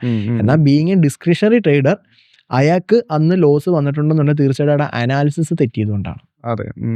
അനാലിസിസ് ഇപ്പം ഞാൻ ഡിസ്ക്രിഷണറി ട്രേഡറാണ്, എനിക്കൊരു ദിവസം ലോസ് വന്നാൽ ഞാൻ അവിടെ അക്സെപ്റ്റ് ചെയ്യണമായിരുന്നു. എൻ്റെ അനാലിസിസ് തെറ്റിയതുകൊണ്ട് എനിക്ക് മോശം മാർക്കറ്റ് ആണെന്ന് കണ്ടു കഴിഞ്ഞാൽ ഞാൻ ട്രേഡ് എടുക്കാൻ പാടില്ല. അത് ഞാൻ എടുത്തിട്ടുണ്ടെങ്കിൽ അത് എൻ്റെ അനാലിസിസ് തെറ്റിയതുകൊണ്ടും എൻ്റെ മിസ്റ്റേക്ക് കൊണ്ടുമാണ് അന്ന് അവിടെ ലോസ് ഉണ്ടായത്. ഇനി ഇതേ സാധനം തന്നെ സിസ്റ്റമാറ്റിക് ട്രേഡേഴ്സിനെ സംബന്ധിച്ചെന്ന് പറഞ്ഞാൽ എപ്പോഴും ഡ്രോ ഡൗൺ എക്സ്പെക്റ്റഡ് ആയിരിക്കണം. 4-5 ദിവസമൊക്കെ നോർമലി ബേസ്ഡ് ഓൺ സിസ്റ്റം, അവരെന്ത് സിസ്റ്റമാണ് അപ്ലൈ ചെയ്യുന്നതിൻ്റെ ബേസിൽ കുറച്ച് ദിവസമൊക്കെ അവർക്ക് ലോസ് വരാം, തിരിച്ചത് അതേപോലെ തന്നെ റിക്കവർ. ഇത് പ്രൊജക്ഷനാണ്. മുമ്പത്തെ റിസൾട്ട് നമ്മൾ അതേപോലെ പ്രൊജക്റ്റ് ചെയ്യുന്നത് മാത്രമേ അവിടെ ഉള്ളൂ. ഡിസ്ക്രിഷണറി ട്രേഡേഴ്സിനെ സംബന്ധിച്ച് അവർ കൂടുതലും കൺസിസ്റ്റൻസിയാണ് കീപ്പ് ചെയ്യേണ്ടത്. അതായത് എല്ലാ മാർക്കറ്റായിട്ട് ഡൈനാമിക് ആയിരിക്കണം, പക്ഷെ ഭയങ്കര സ്ട്രെസ് ആയിരിക്കും. സിസ്റ്റമാറ്റിക് ട്രേഡേഴ്സ് കാമായിരിക്കും, അവർ റൂൾ നോക്കിയാൽ പോരെ. പക്ഷെ capital, source of capital important ആണ്. ഇപ്പം ആവശ്യമില്ലാത്ത പൈസ കൊണ്ടുവന്നിട്ട് സിസ്റ്റമാറ്റിക് ട്രേഡിംഗ് എന്ന് പറഞ്ഞു കഴിഞ്ഞാൽ കാര്യമില്ല, ഒബ്വിയസ്ലി മൈൻഡ് പറ്റും. അപ്പം കറക്റ്റ് റിസ്ക് ഫ്രീ ആയിട്ടുള്ള ക്യാപിറ്റൽ ആണെന്നുണ്ടെങ്കിൽ ഒരു കറക്റ്റ് സിസ്റ്റം. ഇപ്പം കൂടുതലും ഓപ്ഷൻ സെല്ലേഴ്സ് ഇല്ലേ, ഒരുപാട് ആൽഗോസ് ഉണ്ട് ഓപ്ഷൻ സെല്ലിംഗ് സൈഡിൽ, നോൺ ഡയറക്ഷണൽ ആൽഗോസ്, അവരെല്ലാം ചെയ്യുന്ന സിസ്റ്റമാറ്റിക് ട്രേഡിംഗ് ആണ്. ആൽഗോ വർക്ക് ചെയ്യണമെന്നുണ്ടെങ്കിൽ സിസ്റ്റമാറ്റിക് ആയിരിക്കണം കണ്ടീഷൻ. പക്ഷെ എന്നാൽ ഡിസ്ക്രിഷണറി ട്രേഡേഴ്സിന് അത് ആൽഗോ പ്രോഗ്രാം ചെയ്യുന്നതിനും പാടായിരിക്കും. ബേസ്ഡ് ഓൺ സിസ്റ്റം ആണ്, എന്നാലും 95% കേസിലും പാടാണ്. ഡിസ്ക്രിഷണറി ട്രേഡേഴ്സിന് എന്ത് ചെയ്യാൻ പറ്റും? മാർക്കറ്റ് അഡാപ്റ്റ് ആവുക. എത്ര നാൾ അവർ അഡാപ്റ്റ് ആയി പോകും അത്രയും നാൾ പോയിക്കൊണ്ടിരിക്കും. സ്ട്രെസ്ഡ് ആയിരിക്കും, കുറേ ചാലഞ്ചസ് ഉണ്ടാകും, പക്ഷേ ROI കമ്പാരറ്റീവ്ലി അവർക്കായിരിക്കും ഹൈ. ഈ ഇൻഡിക്കേറ്റേഴ്സും ഈ സംഭവങ്ങളൊക്കെ സിസ്റ്റംസ് ഒക്കെ വർക്ക് ചെയ്യുന്നത് കൂടുതലും ഫോറക്സ് മാർക്കറ്റിലാന്ന് പറഞ്ഞിട്ടുണ്ട്. കാരണം വലിയ മാർക്കറ്റാണ്, മാനിപ്പുലേഷൻ ഭയങ്കര ഇമ്പോസിബിൾ ആയിട്ടുള്ള ഒരു സംഭവമാണ്, അങ്ങനെയൊക്കെ പറഞ്ഞിട്ടുണ്ട്. സിവിന് ഫോറക്സ് മാർക്കറ്റ് ട്രൈ ചെയ്തിട്ടുണ്ടോ? എന്താണ് ഒരു ഫോറക്സ് ഞാൻ ചെയ്തിട്ടുണ്ട്. ഡിഫറൻസ് ആയിട്ട് എനിക്കതിൽ മനസ്സിലായിട്ടുള്ളൊരു കാര്യം എന്ന് പറഞ്ഞാൽ, ശരിക്കും റീറ്റെയിലേഴ്സിൻ്റെ ഓർഡേഴ്സ് മാർക്കറ്റിലേക്ക് എത്തുന്നില്ല. ഓക്കെ, എന്ന് വെച്ചാൽ A book B book brokers തന്നെ 2 ടൈപ്പ് ഉണ്ട്. ഇപ്പം എനിക്ക് തോന്നുന്നു നമ്മുടെ ഓഡിയൻസ് ഒന്നും അറിയത്തില്ലായിരിക്കും. നമുക്ക് നോർമലി ഇപ്പം നമ്മൾ ഒരു ഓർഡർ ഫോറക്സ് ബ്രോക്കറിൽ പുഷ് ചെയ്യുന്നു. ആ ബ്രോക്കർ ഇനിഷ്യലി ഒരു ക്ലയൻറ്റ് വരുന്ന സമയത്ത് നമ്മൾ നേരത്തെ പറഞ്ഞ 90% ഔട്ട് ഓഫ് ട്രേഡേഴ്സിന് ലോസസ് ആണ്. സോ ഇനിഷ്യലി ബ്രോക്കർ എന്താ ചെയ്യുന്നതെന്ന് പറഞ്ഞാൽ ഇവരെ ബി ബുക്കിലേക്കായിരിക്കും പ്ലേസ് ചെയ്യുന്നത്. ആൻഡ് ദെൻ എന്ത് ചെയ്യും, അവർ പ്രോഫിറ്റ് മേക്ക് ചെയ്യുന്നുണ്ട് എന്നുണ്ടെങ്കിൽ അവരെ എ ബുക്കിലേക്ക് കണക്ട്. ചില ബ്രോക്കേഴ്സ് ഇങ്ങനെ ചെയ്യാറുണ്ട്. അവർ ലോസ് ആണ് മേക്ക് ചെയ്യുന്നുണ്ട്, അവരുടെ ഡാഷ്ബോർഡിൽ കാണാം അവർക്ക് ലോസ് ഉണ്ടായെന്നുള്ളത് കാണാം. പക്ഷെ ആ ലോസ് ആരുടെ ഗെയിനാ? ബ്രോക്കറിന്റെ ഗെയിനാ. അപ്പുറത്തെ ലിക്വിഡിറ്റി പ്രൊവൈഡേഴ്സിന് അത് എത്തുന്നില്ല. അങ്ങനെ ഒരു കാര്യമുണ്ട്. എങ്ങനെയാണ് നമുക്കൊരു നല്ലൊരു ബ്രോക്കറെ ഫൈൻഡ് ചെയ്യുക? ഏതൊക്കെ ചെക്ക് ലിസ്റ്റ് വെച്ചിട്ടാണ്? ശരിക്കും അത് കുറച്ച് പാടാണ് കണ്ടുപിടിക്കാൻ, നമ്മുടെ ലക്കാണ്. നമ്മൾ ഫോറക്സിനകത്ത് ഇപ്പം അതുകൊണ്ടാണ് കൂടുതൽ ആൾക്കാർ ഫണ്ടഡ് അക്കൗണ്ട് എടുക്കുന്നത്. ഈ ഫോറക്സിനകത്ത് നമ്മൾ കറക്റ്റ് ഒരു ബ്രോക്കറിനെ കണ്ടുപിടിച്ചാൽ തന്നെ നമുക്ക് വിഡ്രോവൽ ശരിക്കും പറഞ്ഞു കഴിഞ്ഞാൽ ഈ A book B book as A client നമ്മൾ അക്സെപ്റ്റ് ചെയ്യുക. നമ്മൾ അതിൽ ബോധർ ആവേണ്ട ആവശ്യമില്ല, നമ്മൾ നമ്മുടെ പരിപാടി വൃത്തിക്ക് ചെയ്യുക. നമ്മൾ കൂടുതൽ ഇപ്പോൾ ഫോറക്സിൽ നമ്മൾ കൺസേൺ ആവേണ്ട ഒറ്റ കാര്യം എന്ന് പറഞ്ഞാൽ നമുക്ക് വിഡ്രോവൽ കിട്ടുന്നുണ്ടോ എന്നുള്ളത് നോക്കാം. പ്രോപ്പർ വിഡ്രോവൽ കിട്ടുന്നുണ്ടോ, നമ്മുടെ ഫണ്ട് ആഡ് ചെയ്തതും കറക്റ്റ് ആണോ എന്നുള്ളത് നോക്കാം. ഇതാണ് ഫസ്റ്റ് ലെവൽ ഓഫ് അനാലിസിസ്. രണ്ടാമത്തെ ലെവൽ എന്ന് പറഞ്ഞാൽ ഈ വരുന്ന ഫണ്ട് P2P ആണെന്നുണ്ടെങ്കിൽ പണി തീർന്നു. P2P ട്രാൻസ്ഫർ ചെയ്ത് എവിടുന്നേലും വരുന്ന ഫണ്ടാണ്. ആരെങ്കിലൊക്കെ എവിടെയെങ്കിലും സ്കാം നടത്തിയാൽ ഇത് കറങ്ങി ചെയിൻ പോലിങ് വരും. അങ്ങനെ വന്നു കഴിഞ്ഞാൽ ബാങ്ക് അക്കൗണ്ടിന് ഇഷ്യൂ വരും. അതുകൊണ്ട് ഇപ്പോൾ കൂടുതൽ ആൾക്കാർ ദുബായിലോട്ടും മറ്റും ഫോറക്സിലേക്ക് മാറുന്നുണ്ട്. പിന്നെ അതേപോലെ തന്നെ കൂടുതൽ ആൾക്കാർ ഈ ഫണ്ടഡ് അക്കൗണ്ടിലേക്ക് മാറുന്നതും ഇതെല്ലാം അതിൻ്റെ ഒരു റീസൺ കൊണ്ടാണ്. അപ്പം ഫണ്ടഡ് അക്കൗണ്ടിലോട്ട് പോകുന്ന സമയത്ത് അവർക്കത് വേറെ ആ കമ്പനി, ആ ടെക്നോളജി കമ്പനി എന്താണോ അല്ലെങ്കിൽ ആ സർവീസ് പ്രൊവൈഡ് ചെയ്യുന്ന പ്രൈവറ്റ് ലിമിറ്റഡ് കമ്പനി എന്താണോ അവരുടെ അക്കൗണ്ടിൽ നിന്നായിരിക്കും പേ ഔട്ട് വരുന്നത്. അപ്പോൾ അതിൻ്റെ അകത്ത് ക്ലയൻറ്റിന് അങ്ങനെ വലിയ ഇഷ്യൂസ് വരാൻ സാധ്യതയില്ല. അതാണ് അവർ കൂടുതലും ചെയ്യുന്നത്. പിന്നെ ഇതേ സാധനം നമ്മൾ നേരത്തെ പറഞ്ഞു വന്ന പോയിന്റ് ഇതാണ്, ഇവരുടെ റീറ്റെയിലേഴ്സിൻ്റെ ഓർഡേഴ്സ് ശരിക്കും മാർക്കറ്റിലേക്ക് എത്തുന്നില്ല. അത് വന്നാലാണ് ഐ തിങ്ക് കുറച്ചുകൂടെ മാനിപ്പുലേഷൻസ് നടക്കാൻ സാധ്യതയുള്ളൂ. അപ്പം ആൻഡ് മോർ ഓവർ ഇതൊരു ഹ്യൂജ് ക്യാപിറ്റലിൻ്റെ ഒരു ഏരിയ കൂടാണ്. ഹ്യൂജ് ക്യാപിറ്റൽ അവിടെ ആക്ച്വലി വേണം ഒരു മാനിപ്പുലേഷൻ ശരിക്കും വരണമെന്നുണ്ട്. ഇത്രയും നേരം സമയം സ്പെൻഡ് ചെയ്തതിൽ വളരെ സന്തോഷമുണ്ട്. നമ്മൾ ഒരിക്കലും പ്രതീക്ഷിക്കാത്ത ഒരുപാട് നോളജ് കിട്ടി, അതിൽ ഭയങ്കര ഹാപ്പിയാണ്. അത് ഓഡിയൻസിനും അതേപോലെ തന്നെ ഉപകാരപ്പെടട്ടെ എന്ന് വിശ്വസിക്കുന്നു. See you again soon. Yes.